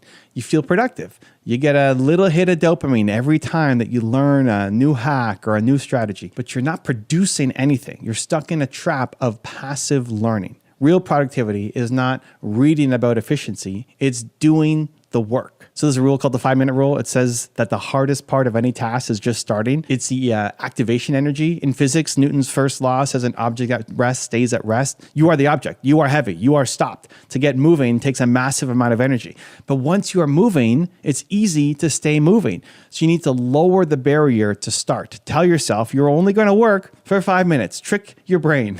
And once you start, you'll keep going. So when I get an idea, I don't wait. I don't put it in a file to think about for 3 months. I act. When I wanted to write my book, Momentum, I didn't plan for it for a year. I got the idea and I started writing immediately. I wrote the book in 5 days. Not because I'm a genius writer, but because I didn't give myself time to doubt. I didn't give myself time to research. How do I write a book?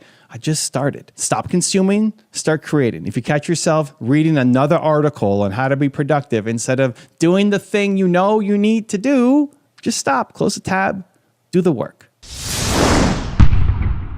Law number 2, the law of the miniature model. So you're trying to build the whole castle before you have laid a single brick. This is the planning trap. You have a big vision. You want to change the world. I love it. You want to build a massive app or a huge company. So you spend weeks or months or years planning every detail. You try to solve problems you do not even have yet. You're wasting your time on what ifs. What you need to do is start with a miniature model. You need a proof of concept. And so in the software world, we don't build the whole operating system at once. We build a tiny piece, then you test it and you see if it works. If you want to build an app, don't spend 6 months writing a business plan. Spend 1 or 2 hours researching if the app already exists. Spend 1 day building a very simple version of it. You start small. When I started my YouTube channel, I didn't have a strategy to get to 4 million subscribers. I didn't have a team. I didn't have fancy lights. I just wanted to help people. I made videos that were terrible. I was shy. I was sweating. I was introverted. I can't even watch them back. But I started. I made a small video. Then I made another one. If you try to plan everything, you will be paralyzed by the size of your own dream because you're thinking so big. So shrink the scope. What is the smallest possible version of your idea that you can execute today? And do that. It cuts out the noise. It cuts out the speculation. It gives you data that you can start applying right now. Law number 3, the law of daily momentum. You cannot win if you stop every few days. Consistency beats intensity every single time. If you work on a project for 10 hours one day and then you don't touch it for a week, you have lost. Why? Because when you come back a week later, you have to spend hours just remembering where you were. You have to load the project back into your brain. You've lost the context. You've lost the flow.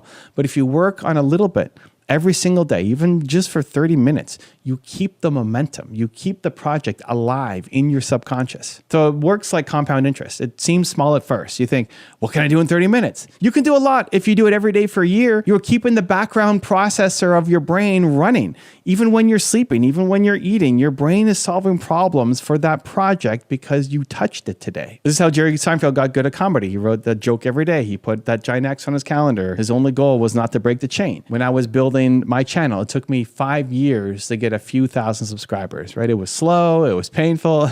Most people would have quit.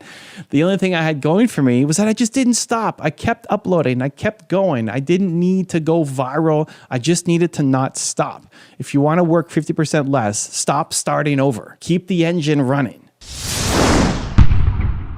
Law number 4, the law of routine architecture. So you're wasting your energy deciding when to work. Willpower is a battery. You wake up with a full charge. Every decision you make drains that battery. What to eat, what to wear, which email to answer, when to start the big project. By the time you actually sit down and do the important work, your battery is empty.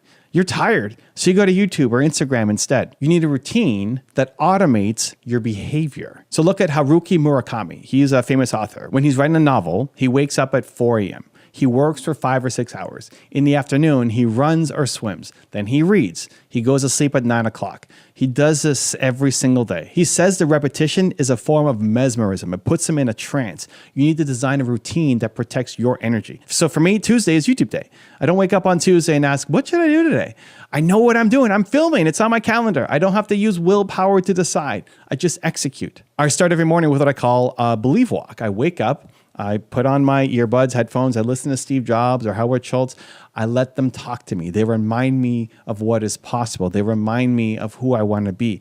I don't leave it to chance. I engineer my environment to force me to be productive and think bigger. If you want to work less, stop wasting energy on decisions that should be automatic. Law number 5, the law of simplicity. You are making things too complicated because you're smart. Smart people love complexity. You see a problem and you want to build a perfect, intricate system to solve it. You want to account for every edge case. You want to use the fanciest tools. But complexity is the enemy of execution. Complexity breaks. Complexity requires maintenance. Complexity takes time. You need to apply the KISS principle. Keep it simple, stupid. Also known as Occam's razor, the simplest solution is usually the right one. If you can solve a problem with a spreadsheet, don't build a custom app. If you can solve a problem with a phone call, don't build a giant funnel. When I started branding myself, I struggled. I had too many ideas. I wanted to help entrepreneurs with marketing and sales and raising capital. It was too much. It was messy. Then I found one word, believe. That's it. One word. It simplified everything. Everything I do, every video, every book, every speech filters through that one word. It makes decisions easy. Is this about belief? Yes, do it. No, don't do it. Stop adding layers, strip them away. What is the core value? Do that and ignore the rest. Law number 6, the law of automation. You are doing work that a machine should be doing. Machines are for working. Humans are for thinking. If you're spending your day copying and pasting data or sending the same email over and over or manually checking for errors, you're wasting your human potential.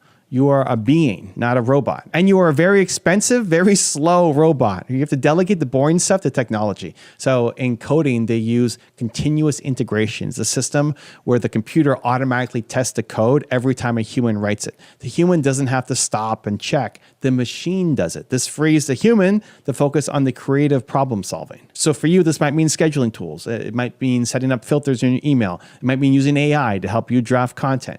I have a team now, but before I had a team, I used tools. I scheduled my social media posts and I didn't sit there on Twitter all day long. I scheduled it out. Every minute you spend doing a repetitive task is a minute you are stealing from your future. So automate it.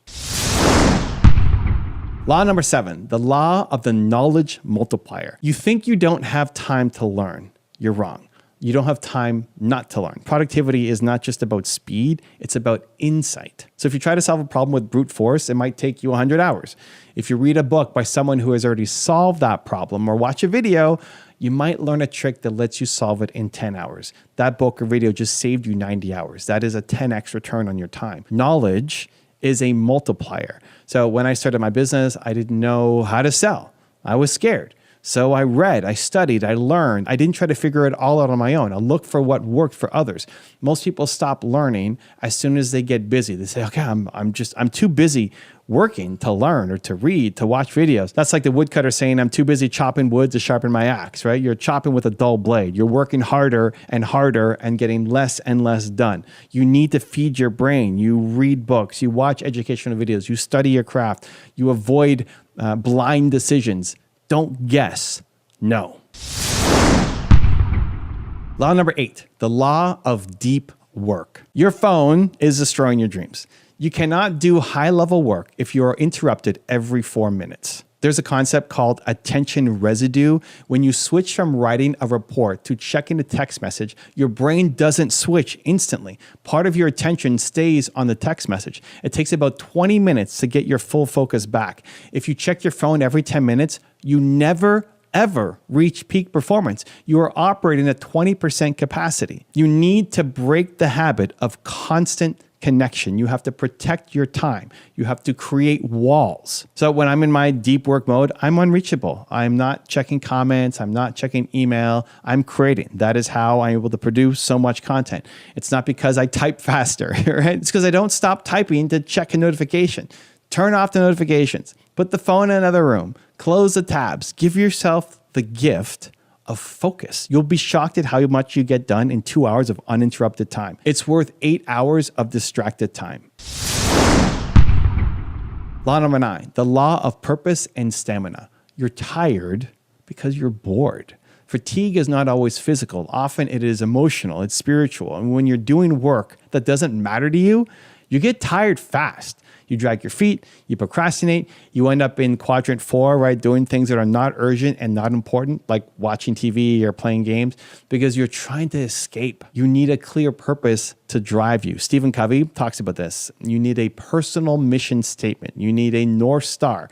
When you know why you're doing the work, you find energy you didn't know you had. My purpose is to help entrepreneurs believe in themselves. That wakes me up. That pushes me through the hard days. But you also need physical stamina. You cannot work 50% less if you are sick or you're exhausted or running on sugar and caffeine all the time. Your brain is an actual physical organ. It needs sleep, it needs food, it needs exercise. If you cheat on sleep, you will pay for it in stupidity, right? You make bad decisions, you will work slower, you have to redo things over and over again. Maintain your machine, define your purpose. That is the fuel. Law number 10, the law of early planning. You lose the battle before you even step on the field. Most people start their day by checking email. They start their day on defense. They let other people dictate their priorities, right? You spend the whole day putting out fires for other people. You need to plan early. You need to start on offense. Before you start working, you need to know exactly what you are doing. You need to break the big, scary projects down into small, manageable phases. If you want to build a mobile app, you don't just sit down and code, you plan. Which platform, iOS or Android? What are the features? You map it out. It prevents scope creep, where the project keeps getting bigger and bigger until it just crushes you. So I use my calendar. If it's not on my calendar, it doesn't exist. I plan my days, I plan my weeks. This eliminates the stress of, what should I do now? I already decided what I should do. Now I just have to go and do it. This keeps you out of quadrant 1, the crisis mode. If you plan, you don't have crises. You just have tasks. Own your time. Productivity is not about becoming a robot. It is about becoming free. It's about respecting your time enough to stop wasting it on things that do not matter. You have the potential to build something incredible. You have Michael Jordan level genius at something, but you will never find it if you are buried in busy work all day. So apply these laws, reclaim your time, pour that time into your passion. Business is not complicated. It's just solving a problem for someone else. Most people fail because they overthink the plan instead of falling in love with the person that they are serving. If you don't shift your focus from your fears to who you can serve, you'll stay stuck in analysis paralysis forever. Elon Musk didn't build SpaceX by looking at what NASA was doing. He looked at the physics. When he wanted to go to Mars, people said rockets were too expensive. They said a single rocket cost $65 million.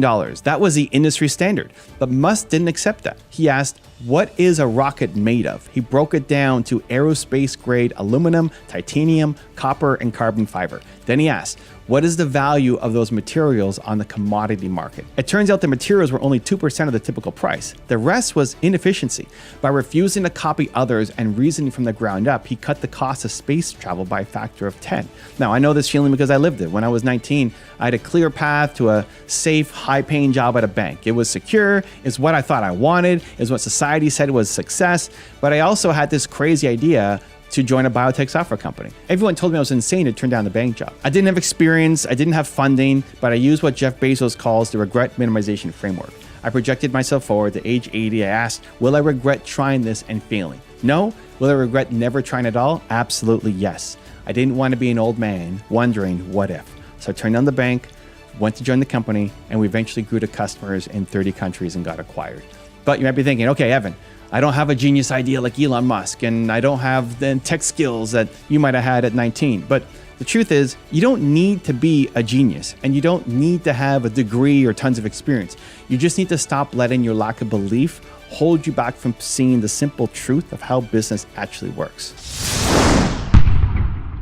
Part 1, the foundation, first principles thinking. The biggest mistake you're making is reasoning by analogy. Reasoning by analogy means you look at what your competitors are doing and you try to do it slightly better. You see a coffee shop, so you open up a coffee shop. You see a YouTuber, so you copy their thumbnails. This can be a trap. When you copy, you are copying their inefficiencies, their fears, and their mistakes. You need to use first principles thinking. This is the physics way of looking at the world and what Elon Musk did. You boil things down to the most fundamental truths and say, what are we sure is true? And then reason up from there. So if you're starting a business, don't ask, how do I make a product like Apple? Ask, what is the fundamental problem that my customer has? So maybe the problem is that they're tired. The analogy solution is coffee. The first principle solution might be a nap pod, a nutritional supplement, or a better mattress. When Elon Musk looked at battery packs, people said they would always be expensive because they cost $600 per kilowatt hour in the past. He broke it down to the molecular level. Cobalt, nickel, aluminum, carbon. He realized if you bought those on the London Metal Exchange, it was only $80 per kilowatt hour. The gap between 600 and 80 is where the opportunity lives. Stop looking at your competition, look at the truth.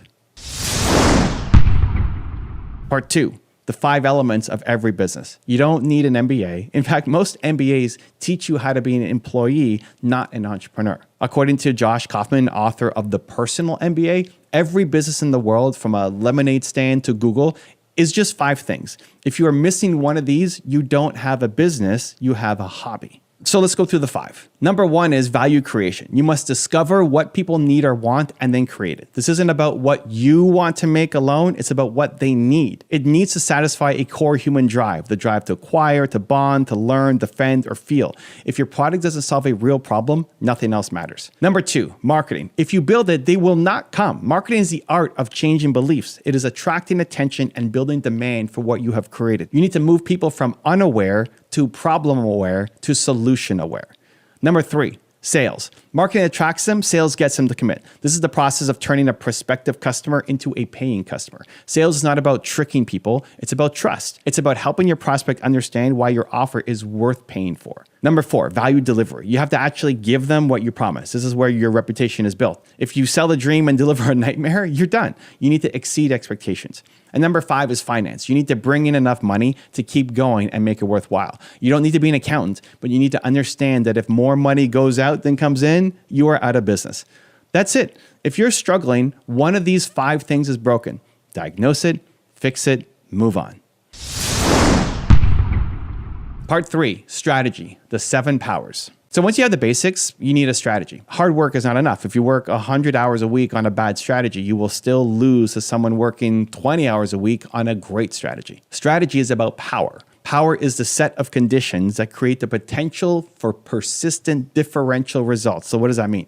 Power is what stops your competitors from stealing your profits. Hamilton Helmer identified 7 powers that build an enduring business. You don't need all of them, but you need at least one. So number 1 is scale economies. This is where you get cheaper as you get bigger. So think about Netflix. When they started making original content like House of Cards, they spent $100 million. That sounds like a gamble, but because they had millions of subscribers, the cost per subscriber was pretty tiny. A smaller competitor could not afford to spend $100 million on one show. Their size became their shield.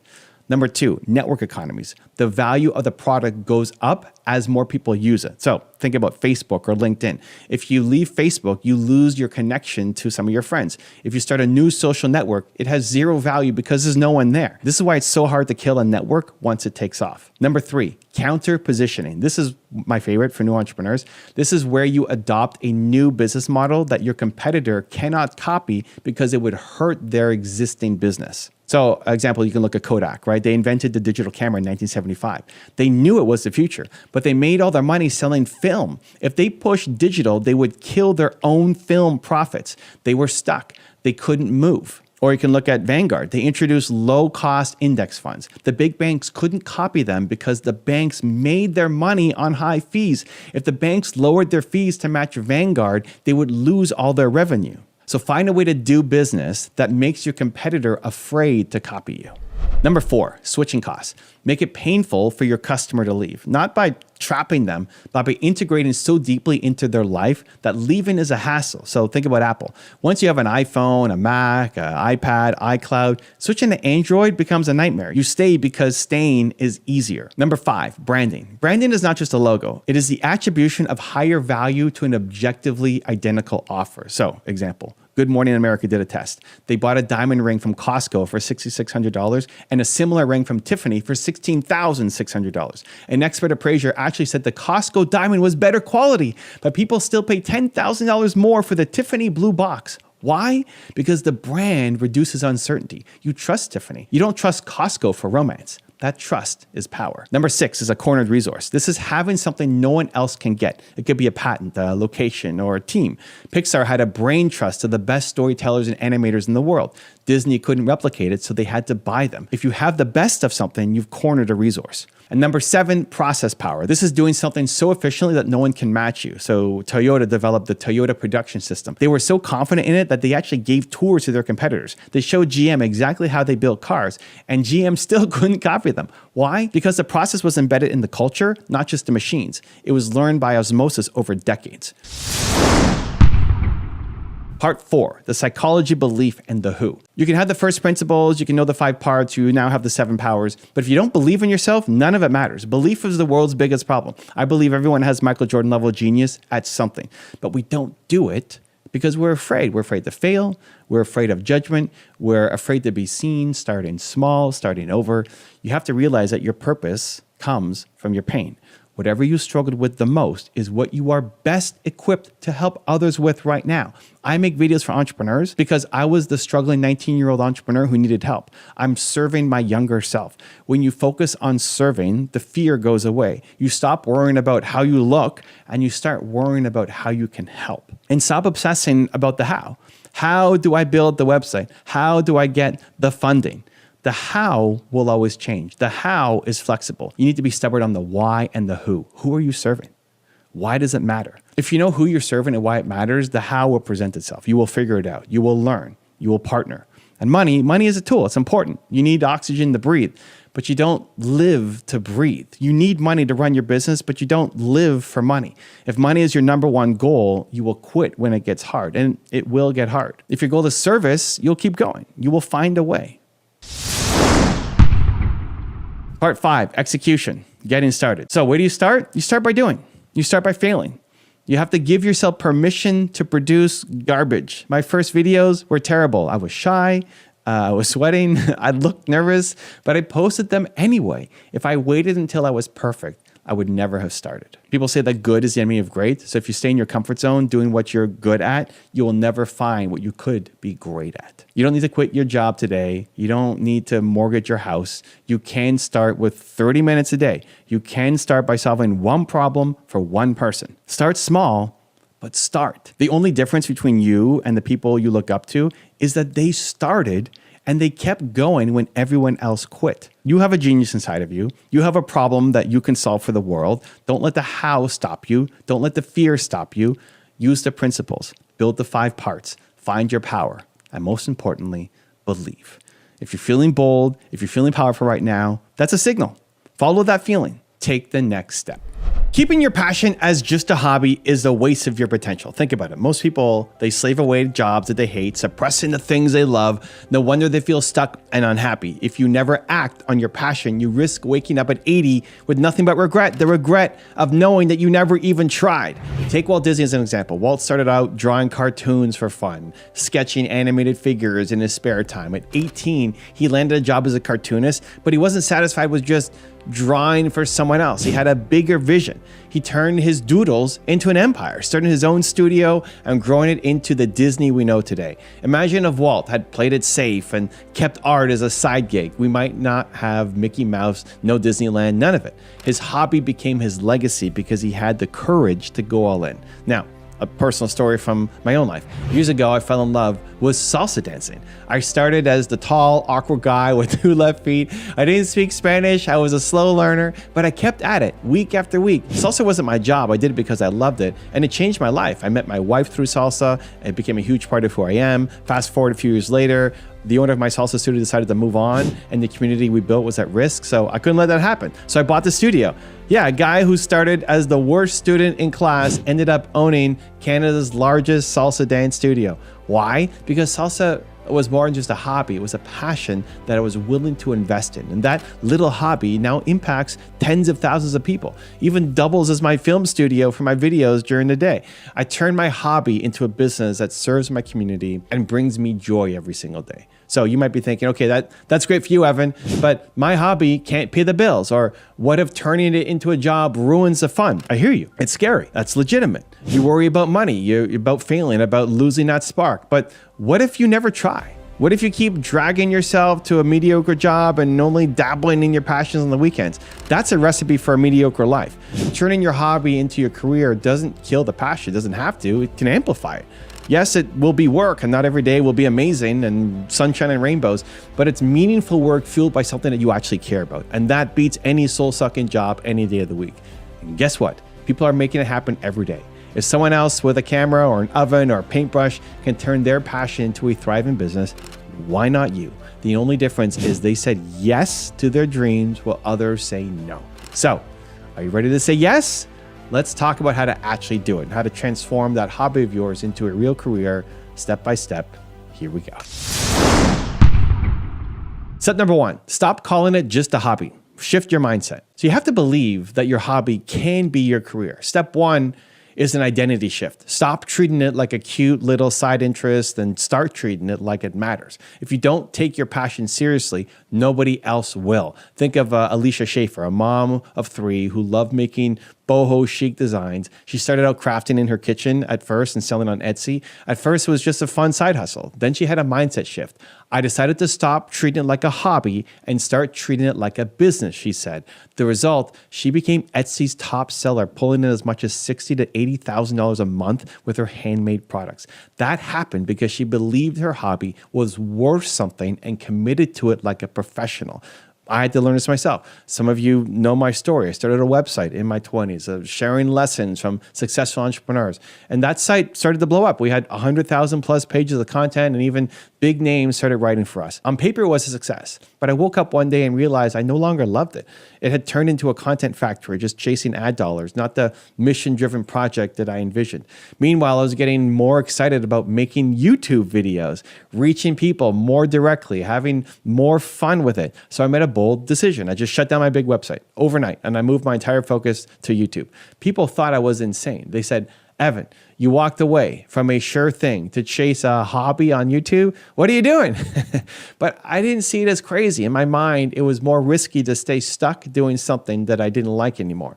Why keep investing in a business that my heart wasn't in just because it made some money? I'd rather take my shot doing what I loved. And I told people walking away from something you don't like towards something you do is the opposite of risky. And you know what? That decision to treat YouTube, my passion for creating video content, as my real business changed my life. The channel that you're watching now only exists because I had the courage to put my passion first. So step one for you is internal. Own the identity. You're not just a hobbyist. You're a baker, an artist, a coder, an educator, whatever your hobby is. Start calling yourself that. Carry yourself like it's already your career. This isn't about fake it until you make it. It's about being it so you can become it. And psychology backs us up. When you identify deeply with a role or mission, you behave differently. You show up with purpose. You keep going when others would quit. And the world needs people who are alive with passion. One of my mom's favorite pieces of wisdom for me was, if you have the ability, you have the responsibility. If you can, then you must. And I carried that into my mission. If I can help somebody with something I love, then I have to. Your hobby lights you up for a reason. It's pointing you to your purpose. So embrace it fully. Decide that you're going pro in your passion. That decision alone sets everything else in motion for you. Step number 2, start before you're ready. Overcome perfectionism. So stop waiting for permission or for the perfect plan and just start. This is where so many aspiring entrepreneurs, they fall apart. I know, because I stumbled here too. We want everything to be just right. We don't want to launch until the stars align and success is guaranteed, right? Newsflash, that day will never come. Perfect is an illusion, and waiting for perfect is a dream killer. So let me share 2 quick stories. First, back in my 20s, my software company almost had a huge exit. This deal would have been $40 million to us. Life-changing money for me at that age. But guess what? We missed it. Why? Because I was obsessing over details and planning instead of taking action. So I spent an entire summer writing and polishing our business plan.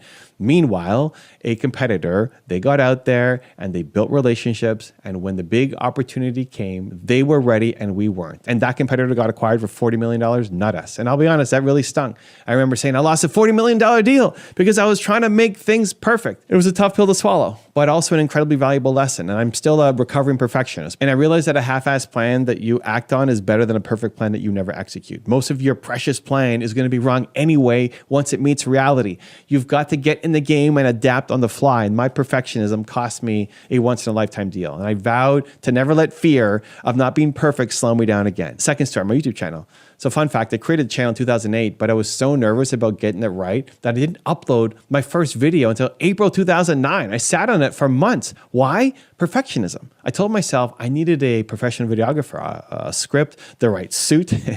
And I did all that for my first video. It took me an entire day to record I forget how many minutes video because I kept overthinking every line. I was so stiff and unnatural, trying to be perfect, and looking back, it's cringy, but I posted it. And you know what? I had 3 comments in the first year, my mom, my older sister, and some random person. But that experience taught me just to press record and post, even if it's ugly. If I hadn't broken through that perfectionism, I'd probably still be sitting here planning my perfect video instead of having 10,000 videos and 4 million subscribers. So I call myself a recovering perfectionist now because that tendency never fully goes away. You just learn to override it with action. So I want you to override your perfectionism starting today. Start before you feel ready. Launch an Etsy shop, even if your product line isn't 100% polished. Post that video, even if your video could be better. Tell your first 5 clients that you are open for business, even if you're still figuring things out. Yes, you might stumble. It will definitely be messy, but you'll learn more from one real step forward than 6 months of theory crafting in your living room. Psychologists even have a term for getting stuck in planning mode: analysis paralysis. You think you're being diligent, but really you're just procrastinating because you're scared. So let's call it what it is. Perfectionism is just fear in fancy shoes. You're afraid of being judged or failing, so you dress it up as I'm not ready yet. So I'm giving you a loving kick forward right now. You are ready enough. You don't need to know everything to begin. You'll figure it out as you go, I promise. Action creates clarity. As you start, you'll refine your strategy in real time. The big company you admire, they started in a garage with a clunky prototype. My first videos were terrible, but you can't get to video number 100 without making a few awkward ones first. So get version 1.0 out there. Embrace the motto, progress over perfection. Your mantra is launch and then adjust. This is how every successful entrepreneur turns a hobby into a career. They start. They launch that Etsy shop, the YouTube channel, the small weekend catering gig. It might flop or it might fly, but either way, you learn and you move forward. As the saying goes, you don't have to be great to start, but you have to start to become great. So do it now, do it imperfectly, but do it. Step number 3, share your passion and ask for help. Don't go it alone.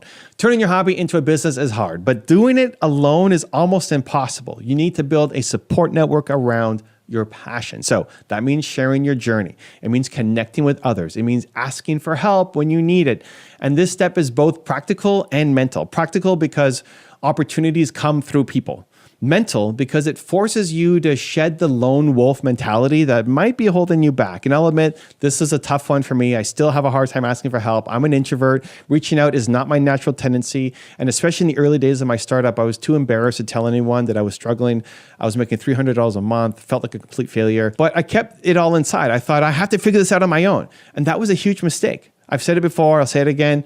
Don't do it alone because you'll probably fail. You'll quit along the way because it's too devastatingly lonely. And that's the truth. When you're grinding in isolation, every setback hits you harder and every doubt becomes louder. I almost quit on my business because I felt so alone in it. The moment that I finally swallowed my pride and I asked for advice from a mentor, things started to turn around. I learned that asking for help is not a weakness. It's actually just a success strategy. So let me give you a quick story to show how important this is. A while back, I was on a flight to Puerto Rico to speak at an event. The guy next to me tried to chat, but I did my usual introvert thing. I put on my headphones and basically sent a leave me alone vibes. Small talk on a plane is like my worst nightmare. I'm thinking, please don't let this stranger talk to me. So we fly in silence. And when we land, I see the same guy checking in at the hotel for the entrepreneur mastermind that I was speaking at. And turns out he was exactly my kind of person, an entrepreneur headed to the same event. And we could have had a great 2-hour conversation on that flight, sharing ideas, maybe forming a friendship or some kind of partnership, who knows? But I shut the door on that before it even opened. I remembered standing there thinking, wow, I literally avoided a golden opportunity because I was too shy to say hello. So lesson learned. Now I try to engage even just a little because you never know who's sitting next to you. Maybe your future business partner, maybe your next investor, or simply a friend who understands your journey. So what does it mean for you? Find your people. If your hobby is baking cupcakes, join a local bakers club or an online forum for baking entrepreneurs. If you love coding, go to hackathons or meetups. If you're a dancer, start hanging around dance studios or in online dance communities. Get yourself in the mix where others share that passion, and then open your mouth. Share what you're doing. Tell your friends and family that you're starting a business. Yes, that can be vulnerable. You're effectively saying, I'm trying something big and I could fail. But you'll be surprised how many people will cheer you on or introduce you to someone or give you that one idea or client that kicks things off. And please, get comfortable asking for help. This is still one of my biggest growth points. Even after I've had some success, I still struggle with asking. But funny story, a few years ago, a friend of the channel, Brendan Burchard, invited me to his mastermind at his house. And I walk in and I'm surrounded by all these legends, people that I look up to, and part of me feels like I didn't belong. And at one point, Brendan noticed that I was being quiet and he called me out in a kind way. And he said, Evan, you give so much to people, you gotta make sure you come up with an ask. What do you need help with? And he pushed me to receive, not just to give. And that was uncomfortable for me, but I did it. And I asked that group for advice on growing my YouTube channel and on my book. and dealing with some self-doubts that I had. And guess what? The feedback I got was pure gold. And one idea from that room saved me months of trial and error. And it reinforced for me that entrepreneurship is a team sport. Even if you're a solo entrepreneur, you need mentors, your peers, your cheerleaders along the way. Don't isolate, communicate, show your passion to the world. If you keep it hidden, no one else can help you, and you might miss connections. You will miss connections that will change your life. Collaboration and community will carry you further than you can carry yourself. So ask yourself, who can I reach out to this week for support or for feedback? What forum or group can I join? Who out there is doing what I want to do, and how can I connect with them? Don't let pride or fear of rejection stop you. Most people love to talk about their shared passions. They'll be happy to help an enthusiastic newbie because it reminds them of why they started too. So send that email, attend that meetup, comment on that fellow creator's post. You never know where one hello might lead. Step number 4, be patient and persist. Play the long game. Turning your hobby into a full-fledged career will take time. There's almost no way around this. The overnight success is a myth. Most overnight successes were grinding in the dark for years. So commit to the long game. That means staying patient and, more importantly, staying persistent when your progress is slow. So reality check from my own journey. People see my YouTube channel now with the millions of subscribers, etc., and think I have some sort of magic touch. They don't see that for years I was shouting into what felt like the void. It took me 5 years on YouTube to crack 2,000 subscribers, 5 years of what some would consider a failure of a number. But in another 5 years, I got to 1 million. But that's a decade of work to get to what creators can potentially get in a year. And in the first few years, my subscriber growth was so slow that I thought I'd be 90 years old before I'd ever get a gold play button. I remember uploading videos, I got 30 views and 50 views. And it's hard not to compare yourself to others when they're blowing past you. But I just had a mindset shift that saved me. I stopped obsessing over the numbers and started celebrating the people. I told myself, okay, 50 people watch this video, but 50 people took the time out of their day to hear my message. Imagine I was giving a speech at a local library and 50 people showed up to listen. I'd be thrilled. And so that perspective changed everything. I started focusing on who I was serving instead of who I wasn't. So instead of feeling like, oh, only a few dozen views, I felt grateful and energized to help those few dozen people. I focused on serving the audience I did have, not the audience that I didn't. And slowly those 50 turned into 100 and then 1,000 and then 1 million. And what kept me going in the dark days was purpose and love for the process. So I generally enjoy making videos. And I was on a mission to solve a problem that I struggle with myself, lack of belief. And mentorship for entrepreneurs. Even when the external rewards were small, the internal rewards were there. I was growing, I was learning, I was getting better in my field, my craft, the videos. You must find that same well of patience and persistence. Expected the first year or two might be slow. That's normal. It's okay. Do not quit your passion just because it's not printing money immediately or because your Etsy shop only got a few sales in your first month. If you truly love it and you see even a glimmer of impact, keep going. Adjust your approach maybe, but don't give up on the whole game. I'll give you an example from my own persistence. My salsa business partner, Alex. When Alex started as a dance student at my studio, he was awful. I mean it. The guy was the worst student in the class. And we have a system for if you're not ready to move to the next level, you get held back to repeat the level. Now, it's actually pretty rare. Like almost nobody gets that. Less than 1% of students ever get held back. But Alex was held back at almost every level. Can you imagine that? Most people would have been so embarrassed they quit after the first time. But Alex loved dancing. He didn't care if he wasn't a natural. He kept showing up. He actually thanked us for holding him back because it meant that he could continue to improve on his fundamentals of dancing. And that mindset with Bilyeu was awesome. Fast forward, after being our most persistently terrible student, Alex eventually improved. He started assisting classes, then teaching. And today, Alex is our head instructor who helps run the dance studio. He had a career in sales and he left it to pursue dancing. Talk about turning a hobby into a career. He literally went from the worst in the class to leading the entire school. How?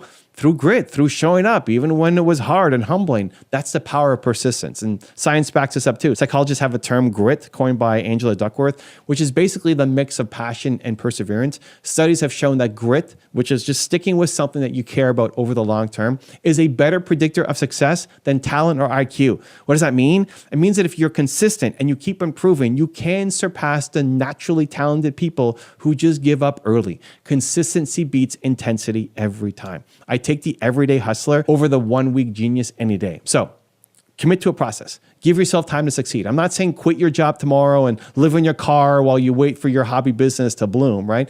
Be smart financially, build it on the side if you have to, but emotionally, you need to give this endeavor some patience. Set a longer horizon. I'm going to give this my all for 3 years instead of 3 weeks. When setbacks happen, and they will, remember why you're doing this. We'll get to that in the next step. But remind yourself that every master was once a disaster. Every pro was once an amateur. Your slow progress is not a sign of failure. It's an indicator that you're on your journey. As long as you don't stop, you're still in the game. And sometimes slow growth is setting you up for explosive growth later. My channel crawled for years and then boom, it started to take off. And those early years were absolutely necessary to build my foundation, my skills, my content library. If I'd quit in year 3 or year 4, you wouldn't be watching this right now. And one more tip, celebrate those small wins. Did you make your first $100 from your art? Awesome. Take a picture of that PayPal notification. Did you get your first client testimonial? Amazing. Frame it on your wall. Treat these little victories as breadcrumbs that lead you forward. Cherish them. They'll keep you positive and motivated while you wait for the bigger break to come. Step number 5, stay connected to your why. Make it about purpose, not just profit. So as you turn your hobby into a career, there will be a point where it starts to feel like work. Anytime you monetize something, there's pressure. Now there's deadlines, there's customers, there's finances that enter the mix. And the danger is you can get so caught up in the business side that you forget why you loved it in the first place. So to prevent this burnout and truly succeed, you need to anchor in your purpose. Keep it mission-driven, not just money-driven. Don't get me wrong, you absolutely should aim to make money, and lots of it. Money is a fantastic servant. It gives you freedom, it validates that you're providing value, but money cannot be the only reason that you're doing this. If it is, the first rough patch, you're gonna quit. When the money is lean or the sales aren't coming in, you'll have no reason to continue. But if you have a deeper why, a mission, you'll push through walls to see it happen. So for me, that mission was baked into why I started creating content for entrepreneurs. Remember my first company struggle?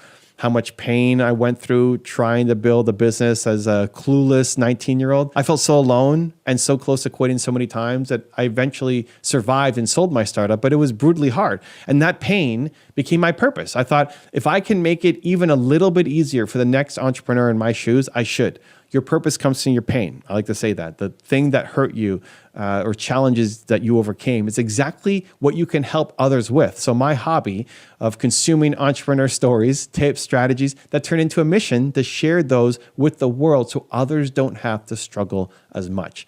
That's what kept me going in those early years of creating content for basically no one. I wasn't driven by ad revenue or fame.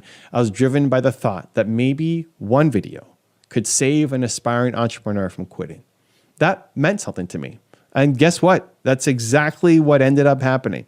I started getting emails and comments from people saying things like, Evan, your video kept me from giving up on my business, or this interview inspired me to finally start my dream. And that became motivation for my soul, right? So connect your hobby to service. Ask yourself, how does doing this passion as a career help others or impact the world positively? So if you're a musician, maybe your music brings joy or helps people feel seen.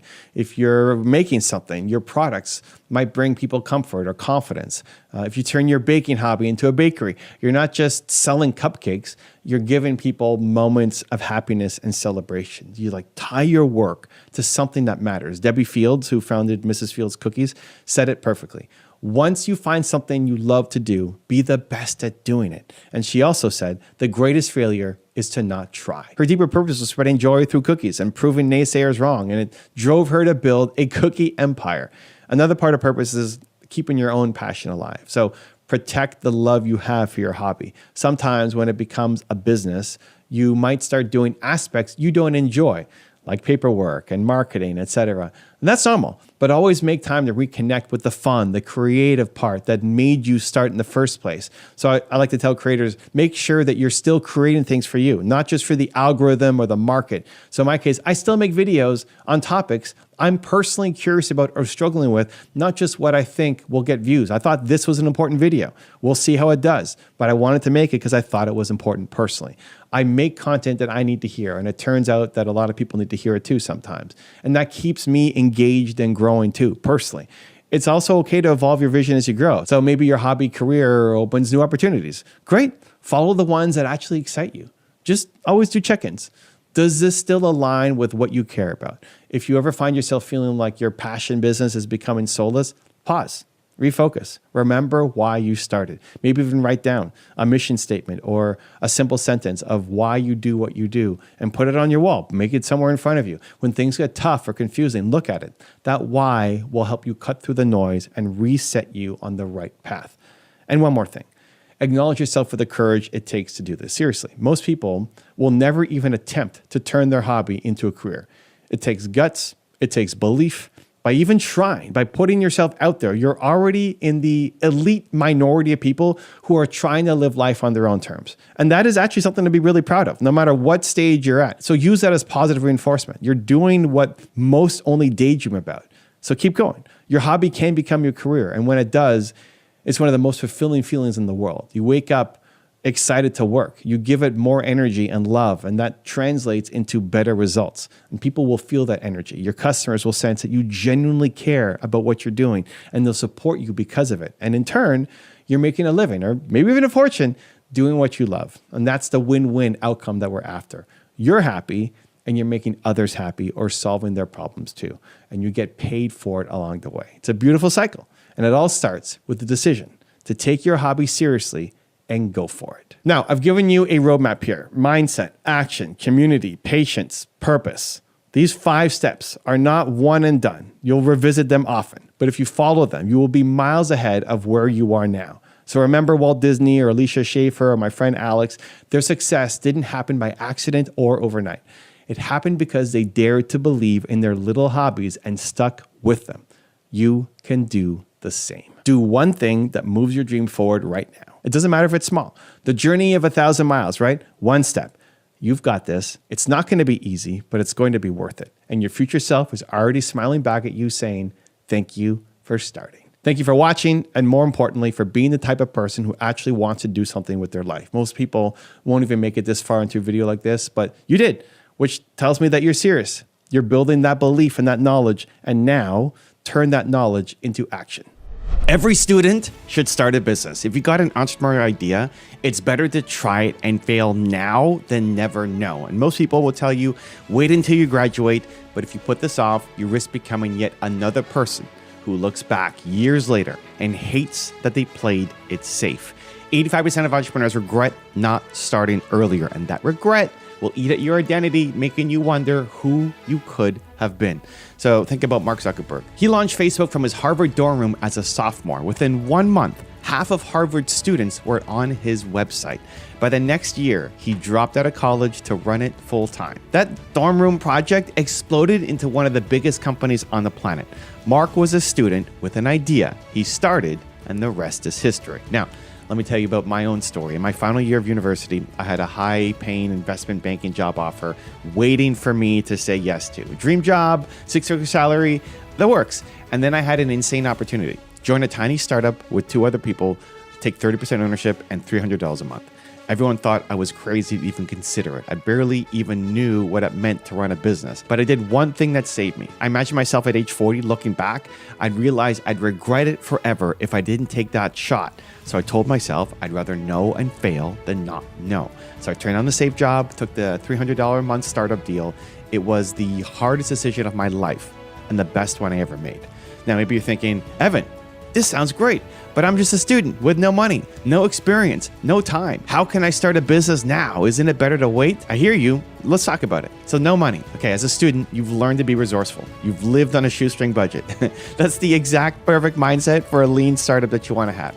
You don't have experience. Okay, awesome. You gain experience by doing. School doesn't teach you how to build a company either. Starting one does.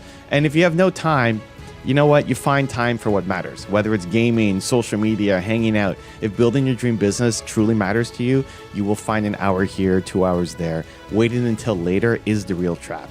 The longer you wait, the more life will pile on obligation and fears for you. The truth is, this only gets harder the longer you delay. So use what you have now. Use your youthful energy, your fewer responsibilities, your willingness to eat ramen noodles if you have to. Those are advantages, not disadvantages. So if you're in class, dreaming about being your own boss, this is your wake-up call. Now is the time, not after graduation, not someday, right now. I'm going to show you why and how to do it step by step. Let's go. The best time to start is now. The truth is, you will never have a better time to start a business than when you're a student. Why? Because right now you have built-in advantages that most adults wish they still had. For one, you probably don't have a mortgage, kids, or a ton of bills weighing you down. You can survive on your peanut butter sandwiches and coffee, and it's no big deal. That means you can take risks now that would feel impossible later on. Your downside is low and your upside is enormous. As a student, you also have something precious, time. Yes, you're busy, you've got classes, exams, maybe a part-time job, but trust me, it only gets busier when you're older. Right now, you can choose to spend your evenings or weekends building your thing.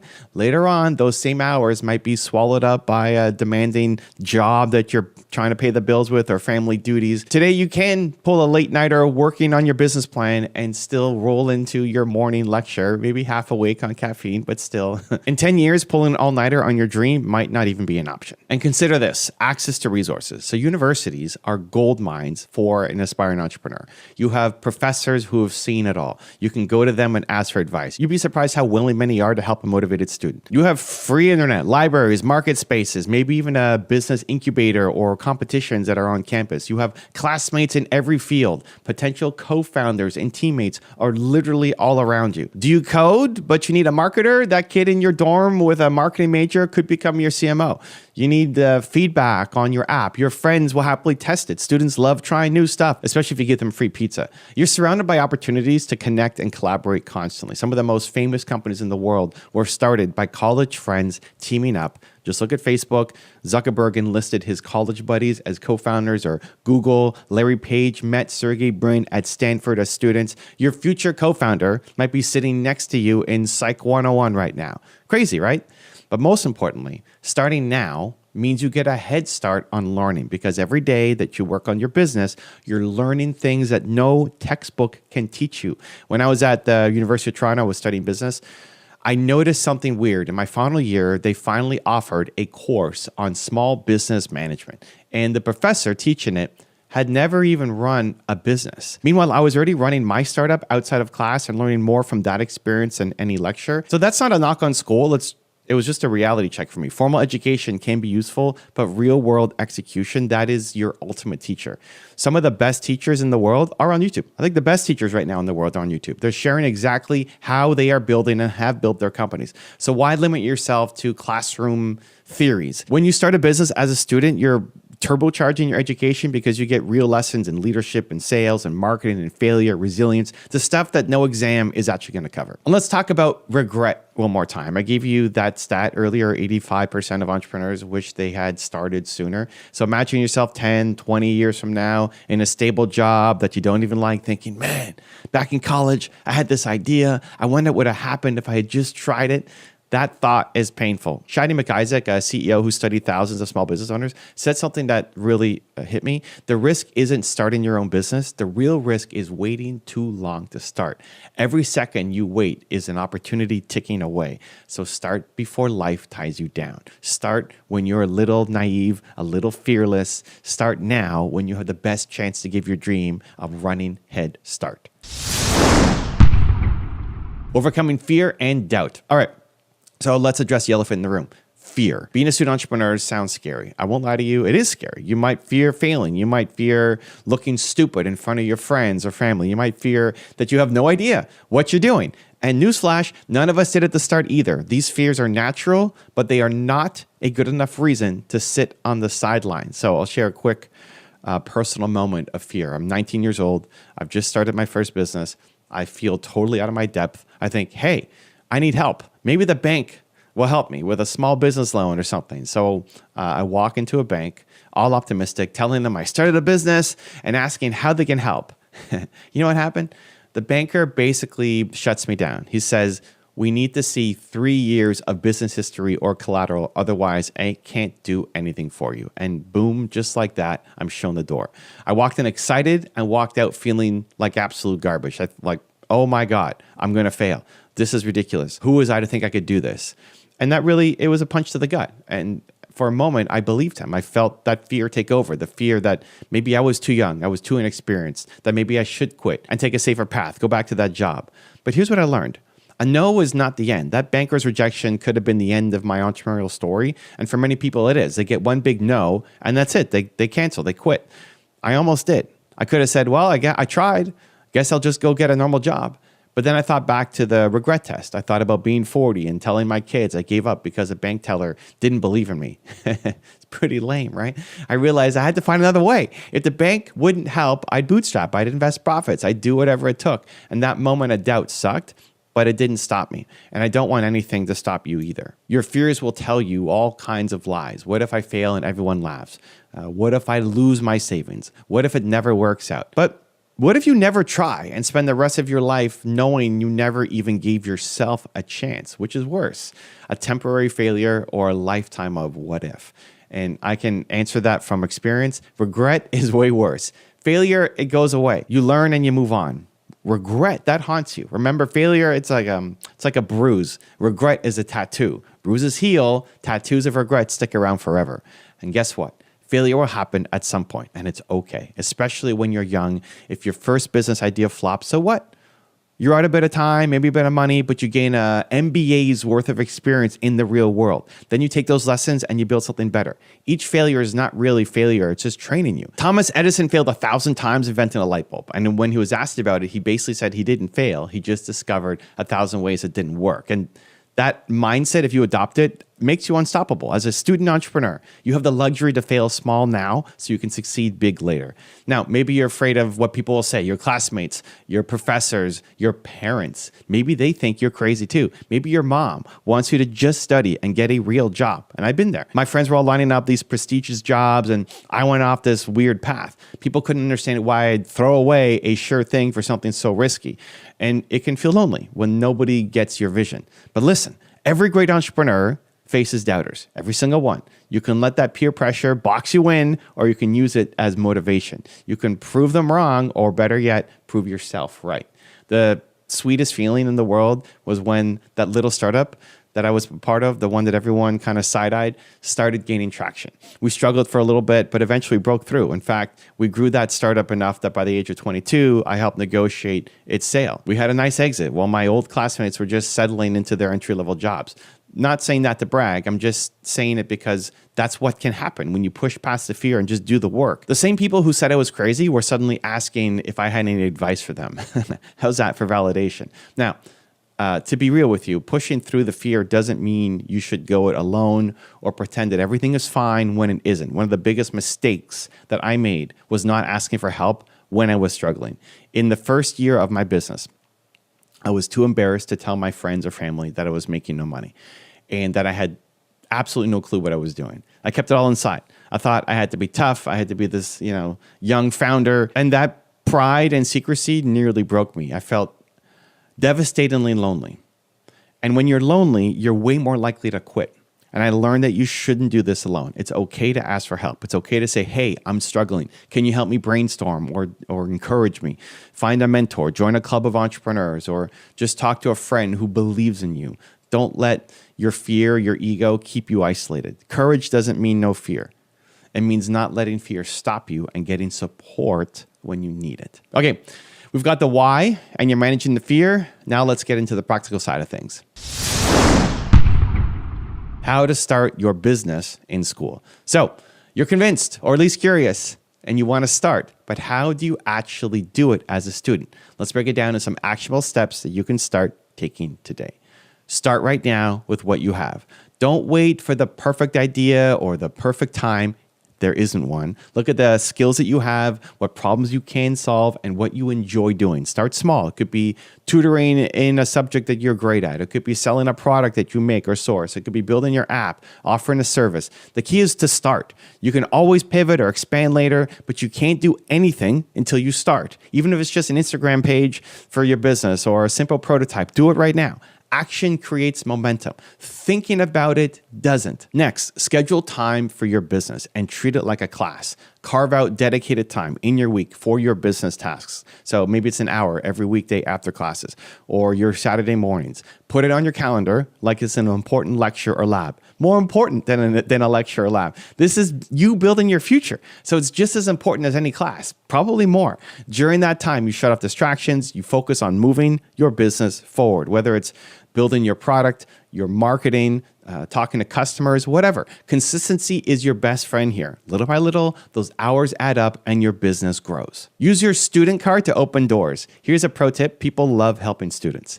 If you reach out to entrepreneurs or experts or alumni and say, hey, I'm a student working on a startup and would love your advice, many will respond positively. Use that. Email local business owners, alumni from your school, or even professors in departments that are relevant to your idea.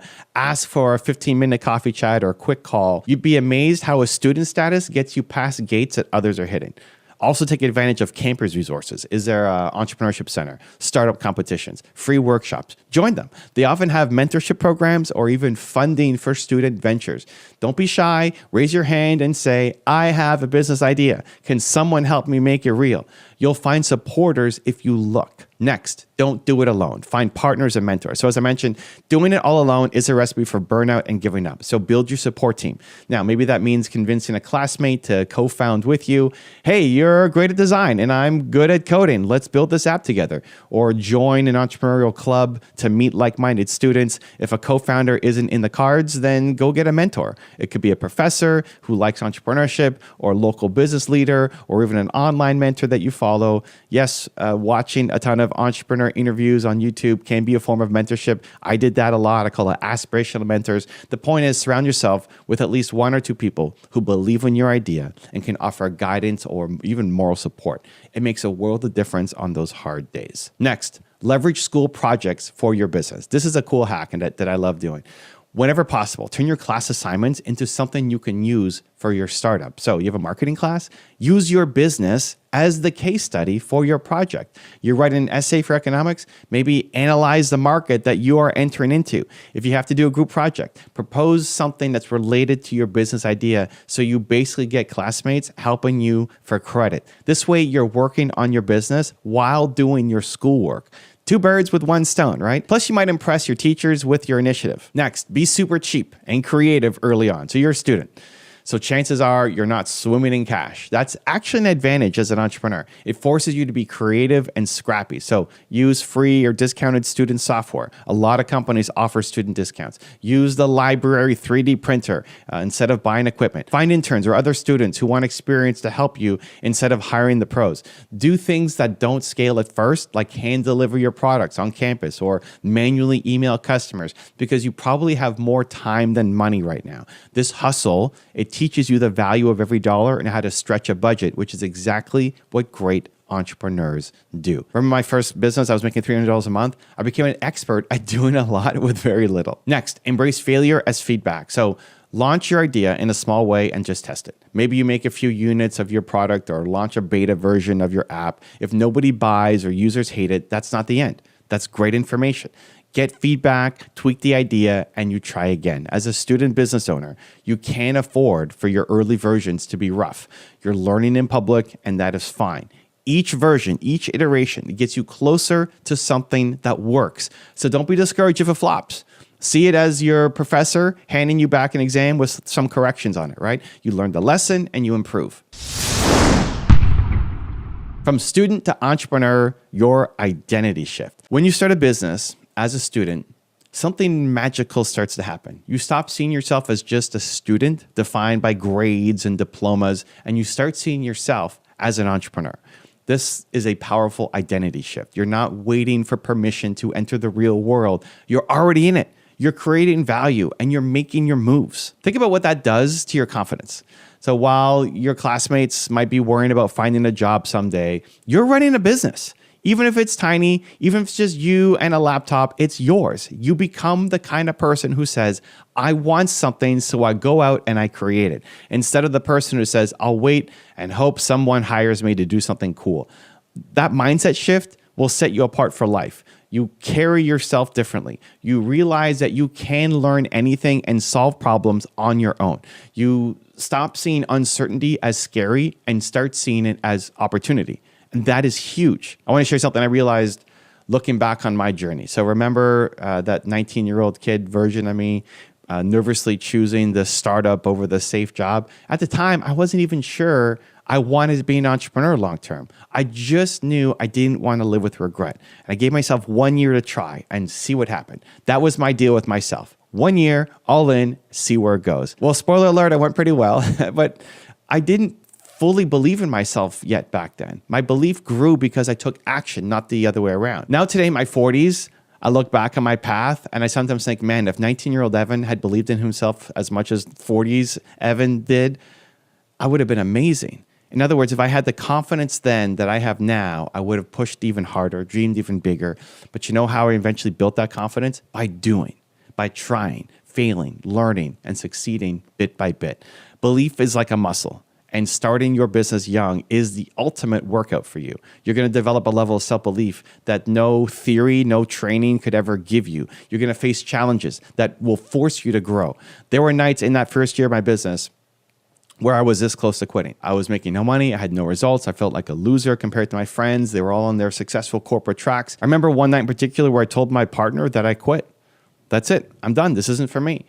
But by morning, something in me refused. I thought, I haven't given it my all yet. If I quit now, I'll always wonder, what if? That decision to continue, to give it one more day and then another is what eventually led me to the breakthrough. It's like that old picture of the miner stopping 1 foot away from a vein of gold. I was so close to the gold and didn't know it. Thankfully, I kept going. I kept hitting my pickaxe. But when you operate with an entrepreneur identity, you start to welcome the pressure instead of avoiding it. You start to say, okay, bring it on.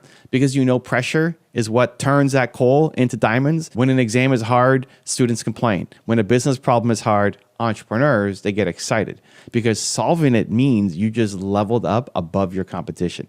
You become anti-fragile. Challenges actually make you stronger and more confident in yourself. And even if you ultimately decide to do something else later in life, that identity stays with you. Say you do start that business in school and you run it for a couple of years, and maybe you continue with it full time after graduation, or maybe you sell it, or maybe it doesn't work out and then you close it down. Regardless, you now have the mindset and experience of an entrepreneur. If you go to work at a company later, you'll operate like an owner, not just an employee. And guess what? Bosses notice that. Or if you start a second business down the line, you'll be twice as effective. This is why starting young is so awesome. It's practical for the rest of your life. By the time most people attempt their first business in their 30s or 40s, you could be on your second or third successful business because you started in your teens or early 20s. And let's not forget, being a young entrepreneur can inspire others around you. When your classmates see you hustling, selling your product, running your app, you become an example. You're showing them it's possible. You might spark a friend to join you or to start their own thing. You create a little ripple of belief that can spread to others. That's part of my mission with Believe Nation, what we do here, to spread that belief. And you, by taking action, become a beacon of that belief in your own circle. How cool is that? Look, you started life as a student because that's what society told you to do. But you don't have to stay just a student. You can be a CEO in training right now. You can be the person who owns their destiny, not the one who rents it out as an employee later on. When you start a business, no matter how humble, you claim ownership of your life's direction. And that shift in who you believe you are, that becomes priceless. That's what sets you up, not just for one company, but for any dream you decide to chase.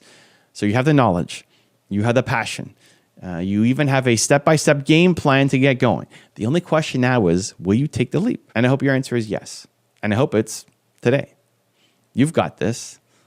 I believe in you. But more importantly, I want you to believe in yourself because your future self is begging you to give this a shot. Don't let them down. You showed up today. You invested in yourself by watching this video and by learning. That already sets you apart from most people. Now it's time to act. Go start the business and show the world and yourself what you're made of. You want to start a business, but you're struggling to come up with the right idea. Sound familiar? If so, you are not alone and you're in the right place. Today, I'm going to help you find a profitable business idea that not only makes money, but also ignites your passion and serves a real need. Every successful entrepreneur starts exactly where you are now, with no idea and a lot of uncertainty. The difference is they found the process to discover that golden idea and took action. In fact, millions of people are taking the leap. 5.4 million new business applications were filed in 2021 in the US, a record high. That means countless people decided, enough waiting, I'm going to build something, and you can too.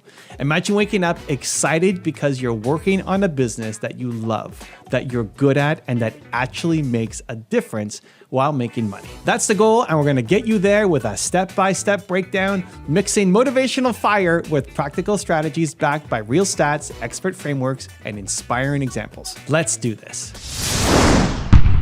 Step number 1 is start with your passion and skills. The first place to look for a great business idea is within you. Why? Because building a business takes hard work and persistence, and it's a lot easier if you care deeply about what you're doing. So start by examining your passions and skills. What do you love doing? What are you really good at? These are the seeds of a strong business idea. Think about it. If you start a business just because it seems lucrative, but you have zero interest in it, will you still be excited to do it a year from now, 5 years from now? Probably not. Your passion is the fuel that keeps you going when things get tough. And trust me, in business, things will get tough. Likewise, your skills and talents give you an edge. Maybe you're great at graphic design or coding or cooking or teaching, whatever your gifts are. They can form the basis of a business. A powerful tool to connect passion and skill with a viable idea is the Ikigai framework from Japan. Ikigai means reason for being, and it's often visualized as 4 overlapping circles. What you're good at, your skills and your strengths, what you love, your passions, those activities that light you up, what the world needs, these are the problems you can solve or ways you can serve others, and what you can be paid for. So these are things that people would actually pay you to do. Ask yourself these 4 questions and find the intersection. The sweet spot in the middle is your Ikigai, where a meaningful, potentially profitable business idea can emerge. For example, say you love fitness and you're good at teaching. The world needs healthier lifestyles and people are willing to pay for personal training. Right in the intersection could be a business idea of launching a personal training service or an online fitness coaching program. See how that works? When you align what drives you with what helps others and what makes money, you've got the foundation of a winning idea. Take a moment after this video or pause now to jot down your skills and passions. Look for patterns or combinations you might have overlooked. Your unique background or hobby might be the source of a great business. Love baking and good at art? Maybe a custom cake bakery. Good with numbers and love kids? Maybe a financial literacy app for students. Brainstorm freely here. Let your imaginations go wild, connecting things you love and excel at. This is how many iconic businesses started. Someone took a personal interest or talent and turned it into a product or service the world didn't know it needed. Number 2, identify real problems to solve. All right, so you've looked inward, now it's time to look outward. A business only succeeds if it solves a problem or fulfills a need for customers. This is absolutely crucial. Profitable ideas are ones that serve others in a meaningful way. As venture capitalist Paul Graham put it, the way to get startup ideas is not to try to think of startup ideas. It's to look for problems, preferably problems you have yourself. In other words, find a pain point, something people struggle with or want improved, and solve it. Why is focusing on a real problem so important? Because if your idea doesn't address a genuine need, it won't matter how passionate or skilled you are, it's likely to flop. In fact, studies have shown that 42% of startups fail simply because there was no market need for what they built. Think about that. Nearly half of those entrepreneurs poured time and money into something that people ultimately didn't want enough to pay for. Ouch. We do not want you in that 42% category. The cure is to start with a problem, not the product. So look around your life and the lives of others. What annoying problems do you see? What service do you wish existed because it would make your life easier? Maybe your coworkers are always complaining about a certain inefficiency at work. Maybe as a parent, you've noticed a lack of affordable tutoring options. Maybe you see small businesses in your town struggle with social media and you know how to help. Opportunities are everywhere once you start looking for problems. A great exercise is to keep a problem journal for a week. Literally write down every time you or someone you observe says, I wish this was easier, or why hasn't someone figured this out? Those complaints are business idea gold. The bigger or more frequent the pain, the more valuable the solution will be. Entrepreneurs often talk about painkillers versus vitamins. When it comes to products, a painkiller business solves an urgent pain. Customers need it. Whereas a vitamin business is nice to have. Customers might want it. Painkillers are easier to sell, so aim to be a painkiller. Solve a real problem that causes pain or frustration. Now, if you can match a problem that needs solving with something you're passionate about and good at, you're on the right track. Let's say you're passionate about the environment and skilled in engineering. You identify that people want to reduce plastic waste. That's the problem, but find it hard to do in daily life. You might come up with a business idea to create biodegradable packaging or a convenient recycling service. See how the problem, which was plastic waste, drives the idea, and your passion or your skill, which is sustainability and engineering, shapes the solution. That's the synergy that we're looking for. Step number 3, brainstorm broadly. Mix and match your ideas, your products, your services, online and offline. At this point, you have the ingredients of you, your passion, your skills, and the market, the real problems and the needs. Now it's time to cook up some specific ideas. Brainstorm as many ideas as possible that lie at the intersection of what excites you and what could help others. Don't filter yourself too much yet. The goal is to generate a wide range of possibilities. Think of it like a creative brainstorm where no idea is too crazy to write down. Often your first few ideas might be obvious or already well known, but as you keep pushing, you'll hit more original notes. One technique is to take one of your interests or skills and list out every business model you can apply to it. For example, suppose you love pets. You could sell a product like homemade organic pet treats, provide a service, pet grooming, dog walking, build an online platform, a blog, a YouTube channel with pet training tips, monetized by ads or a premium course, start an offline business, open a pet daycare center, offer consulting or coaching service to help new pet owners via one-on-one sessions, and so on. See how one passion, which was pets, can spawn multiple types of business? Don't get stuck thinking there's only one way to turn an interest into an income. In fact, let's systematically explore different types of business models so you can cover all of the angles. Here's a list to spark some ideas. Product-based businesses. Here you're creating or selling a tangible product. So example, you're designing a new gadget, a new fashion item. You're manufacturing an eco-friendly household product. You're selling handmade crafts on Etsy. You're even developing a mobile app, which is a digital product. Then you have service-based businesses. Here you're providing a service. So you're using your time, your expertise to help clients. So examples, you're starting a consulting agency, you're freelancing your design or your programming skills, you're launching a cleaning or a landscaping business, you're offering tutoring or coaching, you're a fitness coach, a career coach, etc., or a home repair service. Next is online businesses. So here you're leveraging the internet to reach customers. So examples, you have an e-commerce store, you're selling products on Shopify, Amazon, your content creation, you're doing a YouTube channel, podcast, blog that you monetize through ads or subscriptions. You have online courses or membership sites. You have software as a service. You have products or an app-based service like a delivery or booking app. Next, you have offline. These are brick and mortar businesses. That's a traditional route of a physical location or local service. So examples, you're opening a cafe or a food truck, a retail boutique, a gym, a yoga studio, a car wash, a mobile phone repair kiosk, a food catering business. These can still leverage online marketing, but the core is face-to-face service. Next is trending industries. So think about what's hot right now. New trends create new business opportunities. Some examples are AI and machine learning services, very hot right now. Sustainable products and green tech. People are increasingly becoming eco-conscious. Remote work solutions, anything that supports work from home culture. Blockchain, Web3, if you have expertise there. Personalized nutrition or health tech, etc. Trends can be great because demand is rising, but be careful. You still need to offer real value, not just hype. Then we can go to timeless needs. These are businesses that never go out of style because they meet basic enduring needs. So example, food and beverage, healthcare, education, housing, transportation, personal finance, management, cleaning, repairs, childcare. A boring business that reliably fixes a common problem can be very profitable. Don't dismiss it because it's not the latest fad. Timeless can equal stable. So go through each category and ask, could I see myself doing this? Does it overlap with a passion or skill and solve a problem? This exercise expands your thinking. For instance, maybe you hadn't considered an online content business, but you really love writing, and there's a need for easy how-to articles in a hobby niche you care about. Boom, that's a potential idea. Start a niche blog and monetize it. Or you realize an offline service like a mobile car detailing in your town could do well because you love cars and people always need convenient car care. By exploring the full mix of models, you ensure you're not leaving any stone unturned. Here's a pro tip for you. Look at where trends and timeless needs intersect. For example, the rise of remote work as a trend meets the timeless need for better communication. That spawned ideas like Zoom and Slack.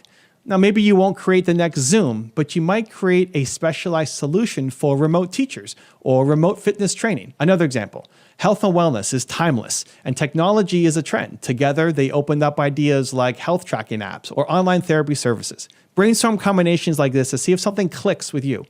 At this stage, quantity is your friend. Write down 10, 20, or even 50 idea snippets. They won't all be good. That's okay. You're looking for a few gems that excite you and have potential to explore further. Once you have a nice list of ideas, we can move on to evaluating and refining them.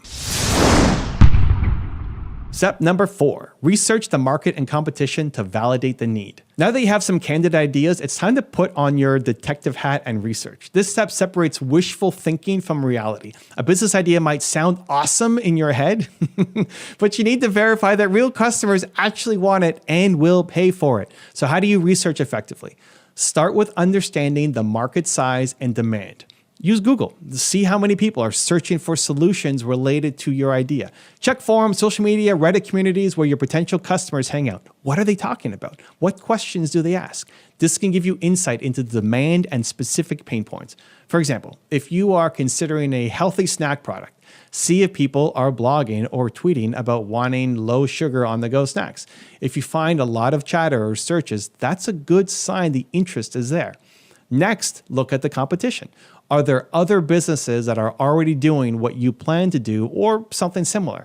Don't be discouraged if there are. Competition is actually validation that the problem exists and money is being spent. Your job is to study those competitors and identify how you can differentiate. More on that will come up in a future section. Make a list of, say, the top 5 competitors or alternatives in your space. Visit their websites, read their customer reviews, note their pricing. This research will help you answer key questions. How hard will it be to stand out? What are they doing well and what are they not doing well? What gaps could you fill? Also pay attention to the trends in the industry. Is the market growing or shrinking? You can find industry reports or news articles for data. If you discover that the market for your idea is exploding, like for example, the e-learning market booming during the pandemic, that's a tailwind for you. If it's declining, say you wanted to open a DVD rental store, probably not a great idea in the age of streaming. You might reconsider or pivot your focus. Importantly, talk to potential customers if you can. This doesn't have to be formal. Even chatting with people in your target market can provide insights. For instance, if your idea is a service for busy moms, go talk to some moms. Ask if they face the problem you think they have and how they solve it now. You might discover new info. Maybe they don't need what you thought, or maybe they desperately need it, but current options are too expensive. Those insights are pure gold and can save you from building something flawed. Entrepreneur Steve Blank famously said, "There are no facts inside the building, so get the heck outside." Meaning, don't just sit in your room theorizing. Get out there and learn from real people. Let's say one of your ideas is an app to help people find last-minute fitness classes. You'd research how many people search for fitness classes, see if apps like ClassPass or MindBody cover that, and perhaps survey some gym goers or instructors about their needs. You might discover that people want to do spontaneous fitness options, but they care more about price or location. That intel helps you refine your idea. Maybe your twist is focusing on discounted last-minute spots, like a hotwire for fitness classes. This research phase is where you turn a rough idea into a more concrete concept backed by evidence. Step number 5 is carve out your unique value and differentiate with a blue ocean strategy. So by now, you should have a much clearer picture of your top idea or couple of ideas and what the market looks like. Now ask yourself, what will make my business unique? Why will customers choose you over the competition? This is your unique value proposition, or UVP, the special sauce that sets you apart. It could be a niche focus, a better feature, a more convenient delivery method, a lower price, a higher quality, a brand that resonates more, etc. But you need something that makes you stand out. One powerful way to think about this is using the Blue Ocean Strategy framework. The concept popularized by the book Blue Ocean Strategy is that most businesses fight in red oceans crowded with competitors, all biting at the same customers. A blue ocean is where you create a new, uncontested market space, making the competition irrelevant. In plain terms, find an angle that none of your competitors are addressing and sail there. This might mean targeting a different customer segment or offering a completely new combination of benefits. So, for example, think about Cirque du Soleil. They took a blue ocean by blending circus with theater, attracting adults willing to pay theater prices while other circuses were stuck competing for kids' attention with animals and clowns. Cirque du Soleil's unique value is a sophisticated, story-driven circus experience. The result? They tapped into a whole new audience and made competition beside the point. Now, you don't have to revolutionize an entire industry like they did, but you can apply the same idea on a smaller scale. So ask yourself, what can I do differently or better than anyone in my space? Maybe your research revealed a gap. Perhaps all the existing products are expensive, so you aim to be affordable. Or they're all cheap and low quality, so you become the premium, high-quality choice. Perhaps competitors serve a general audience, so you niche down. For instance, instead of a generic marketing agency, you specialize in marketing for sustainable fashion brands, becoming the go-to expert for that niche. That niche focus can be your unique edge. Here's another angle. Combine things in a novel way. Maybe you notice no one is bundling two services together. That makes sense. Think of how some car wash businesses now offer oil change while you wash. They combine services to stand out. Or use a different channel. If competitors only sell in-store, you dominate online, or vice versa. Blue ocean thinking encourages creativity. Instead of trying to beat someone else at their game, you change the game. Even if your idea is in a crowded field, a unique value prop can make it feel brand new. For instance, lots of people sold coffee, but Starbucks made a blue ocean by selling an experience and a community, the third place between home and work. Lots of people made phones, but Apple differentiated with design and an ecosystem that locked customers in. So define your differentiator. Write down a simple sentence. My business is the only one that, and then fill in the blank. If you can't, you need to refine your idea further until you can. Maybe it's the only one that can offer on-site yoga classes specifically for tech companies, or the only one that uses AI to personalize meal prep for users in seconds. The point is to have a clear and compelling answer when a customer asks, why should I choose you? If you nail that, you're way ahead of most new businesses. Step number 6 is test your idea on a small scale, validate with MVP. You've got a promised an idea that fits your passion, solves a real problem, and now has a unique twist. Fantastic! Now, before you start pouring all your savings or quitting your day job, it's time for one of the most critical steps. Validate your idea with a small scale test. In startup speak, we call this building a minimum viable product, or MVP. The concept is simple. You create the simplest version of your idea necessary to prove that people want it. This way, you get real feedback and evidence without a huge investment upfront. Think of it as experimenting. You're testing the market's reaction. This step can save you from disaster or give you the confidence and data to go all in. And it doesn't have to be expensive or complicated. In fact, some of the most successful companies started with super scrappy tests of their concepts. Let me share a couple of famous examples. Airbnb's MVP. So today, Airbnb is a massive business, but it started extremely small. The founders, Brian and Joe, had an idea. Strangers might pay to stay in our home instead of a hotel. Crazy, right? To test it, they didn't build a fancy app or buy properties. They literally put air mattresses in their living room and created a basic web page offering a place to sleep and breakfast.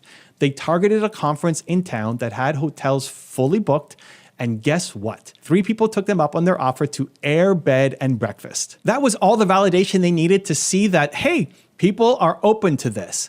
After only that initial test did they start expanding, and even then, very slowly at first.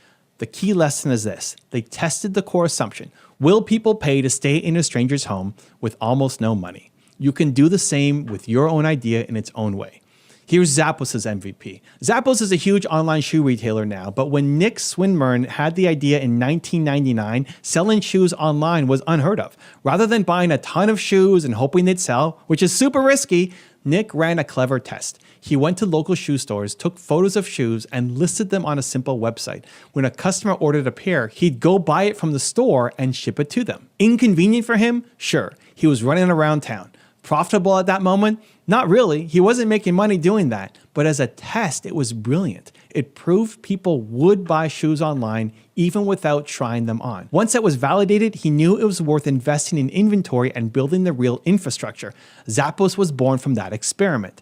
These examples show the power of an MVP. Keep it simple, cheap, and focused on learning. So ask yourself, what's the smallest, quickest way I can test my idea? If it's a product, maybe you make a prototype by hand or even a 3D rendering and show it to potential customers for feedback or pre-orders. If it's a service, maybe you offer it to a few people manually.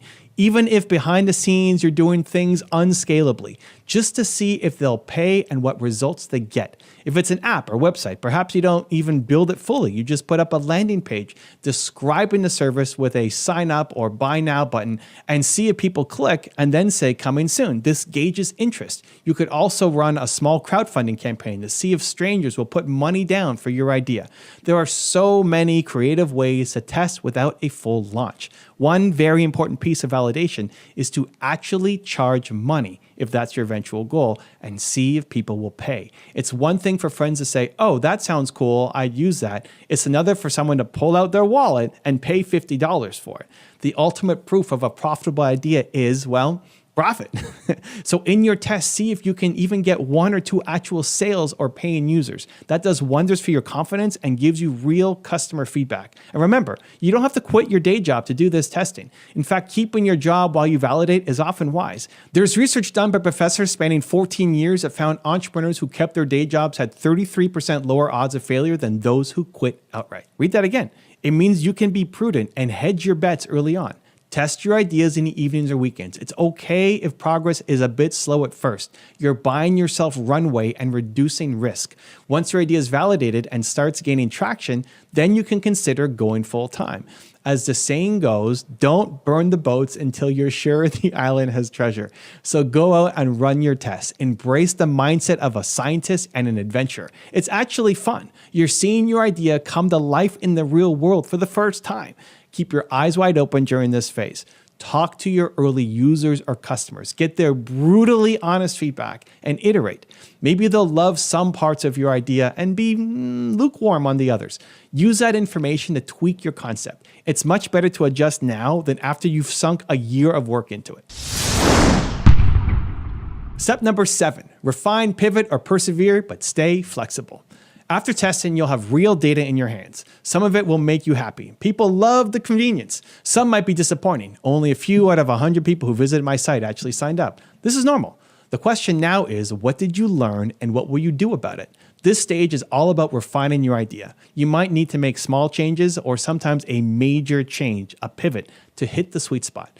Don't be discouraged if your initial idea wasn't a home run right away. It's rarely perfect from the get-go. In fact, many successful businesses morphed from their original idea once they got market feedback. Instagram famously started as a completely different app. It was a complex check-in app called Bourbon. Before the founders noticed users only really liked one feature, photo sharing, and pivoted to focus on that. Hello, Instagram. Twitter was born out of a failing podcast platform. Iteration is part of the process. As Paul Graham observed, most startups end up nothing like the initial idea. It would be closer to the truth to say the main value of your initial idea is that in the process of discovering it's broken, you'll come up with your real idea. In other words, your first idea is just a stepping stone to the truly great idea, and that's okay. So what might refinement look like for you? It could be narrowing down your target market further because you found one subgroup really loved it and the others didn't care. Or adjusting your pricing if people said it's too expensive, or maybe adding or removing a feature. For example, if you offered a meal delivery service and learned that customers only really use it for dinner, maybe you pivot to focus on dinner plans specifically. If your app has 5 features but users only care about 2, simplify and double down on those 2. Listen to the feedback and be willing to adapt. The best entrepreneurs are flexible thinkers. They don't marry their solution, they marry the problem. They stay committed to solving the core need, but are willing to change how they solve it based on what is actually working. There's also a chance your test results are phenomenal and basically scream, yes, this idea is a winner exactly as it is. That's great. Then you persevere and start scaling it up. But if the results were lukewarm or confusing, don't despair. Use them to make your idea better. This is the time for tweaks and maybe a second round of testing with the improved version. Here's one more thing. Overcome the fear of failure by reframing it as learning. Thomas Edison famously said, "I have not failed. I've just found 10,000 ways that won't work." Each tweak you make is bringing you closer to something that will work. Each failure in testing is just an experiment that yielded new information. It's like a pilot adjusting course based on weather conditions. You're still headed to your destination. You're just navigating reality. So stay consistent and keep that growth mindset. If version 1 of your idea doesn't fly, think of version 2 or 3. This phase might repeat a few times. Test, learn, refine, test again. That's normal. The end goal is when you start consistently seeing people willing to pay, good satisfaction, and growing demand. That's when you know you've honed in on a truly profitable business idea worth pouring gasoline on, which is scaling up. Step number 8, take action and execute. Your ideas are worthless without execution. By now, you should have a solid, validated business idea in your hands. Congratulations. Do you know how many people never get to this point? A lot. You've done the hard thinking, you've done the research, you've tested and refined. Now comes the part that separates wantrepreneurs from entrepreneurs. Taking massive action and executing consistently. This is where you turn that idea into an actual business with customers and revenue. It's showtime. Let me be real with you. An idea alone, no matter how brilliant, is worth almost nothing. Execution is everything. Mary Kay Ash, the founder of Mary Kay Cosmetics, famously said, "Ideas are a dime a dozen. People who implement them are priceless." Let that sink in. You might have the most innovative idea, but if you don't act on it, it's just theory. On the other hand, even a simple or common idea executed with excellence can make you incredibly successful. Look at businesses like Starbucks or McDonald's. Coffee and hamburgers are not novel ideas at all. It was their execution, it was their systems, their branding, their consistency that made them billion-dollar empires. So don't worry if your idea isn't completely original. What matters is doing it better, doing it your way, and actually doing it. Millions of people say, "I had that idea," when they see a successful business, but the winners are those who acted. You're going to be a winner by acting on yours. What does execution involve at this stage? It means building your product or service for real, setting up the business basics, even if it's just creating a simple website or social media page to start, and aggressively going after your first real customers beyond the testers. It means refining your operations, how you deliver your product or your service efficiently. It also means marketing, getting the word out through any scrappy means you can, social media, word of mouth, local events, content marketing, etc. Essentially, you transform from planner to doer full time. This part will be a journey on its own with new challenges. Maybe you hit technical issues to solve. Maybe you face rejection from investors or partners. Maybe sales are slow in the first months. This is where the passion we talked about in step 1 really pays off. It will keep you motivated to push through. Remember your why, the passion or purpose that made you choose this idea, and the problem you're solving that really helps people. That will drive you to persist and innovate in the face of obstacles. Here's a quick tip. Don't seek perfection before launch. I've seen too many aspiring entrepreneurs tinker endlessly trying to make their product perfect and delay actually offering it to real customers. Don't fall into that trap. Get a good enough version out and improve as you go. Reid Hoffman, the founder of LinkedIn, said, "If you are not embarrassed by the first version of your product, you've launched too late." The point is to launch, learn, and improve rather than aim for perfection out of the gate. Execution is a learning process too. And guess what? You're never truly ready. You might still feel doubt or fear. That's normal. Successful entrepreneurs feel it and take action despite it. You don't need anyone's permission to start. You just need to start. Discipline and consistency will carry you forward. Make a plan, even a simple to-do list or a 90-day action plan, and then execute on it every single day. Step by step, you will build momentum. Finally, as you execute, keep your motivation and vision high. Celebrate your small wins, your first sale, your first 100 users, a great customer testimonial. These are milestones on your journey to a profitable business. Surround yourself with positive influencers, mentors, entrepreneur communities, or even motivating videos. That's what I'm here for. This will keep your energy up when you face challenges. And step number 9, you have everything you need. Now believe in yourself. We've covered a lot, from finding your passion, ikigai, to identifying real problems, generating a ton of ideas from products, services, online, offline, trending, timeless, the whole spectrum. Researching the market, finding your unique angle with frameworks like Blue Ocean Strategy, testing your idea lean with MVPs, and then executing with full force. This is the roadmap countless successful entrepreneurs have followed to find their profitable business idea, and now it's in your hands. Here's the beautiful thing. You already have what it takes.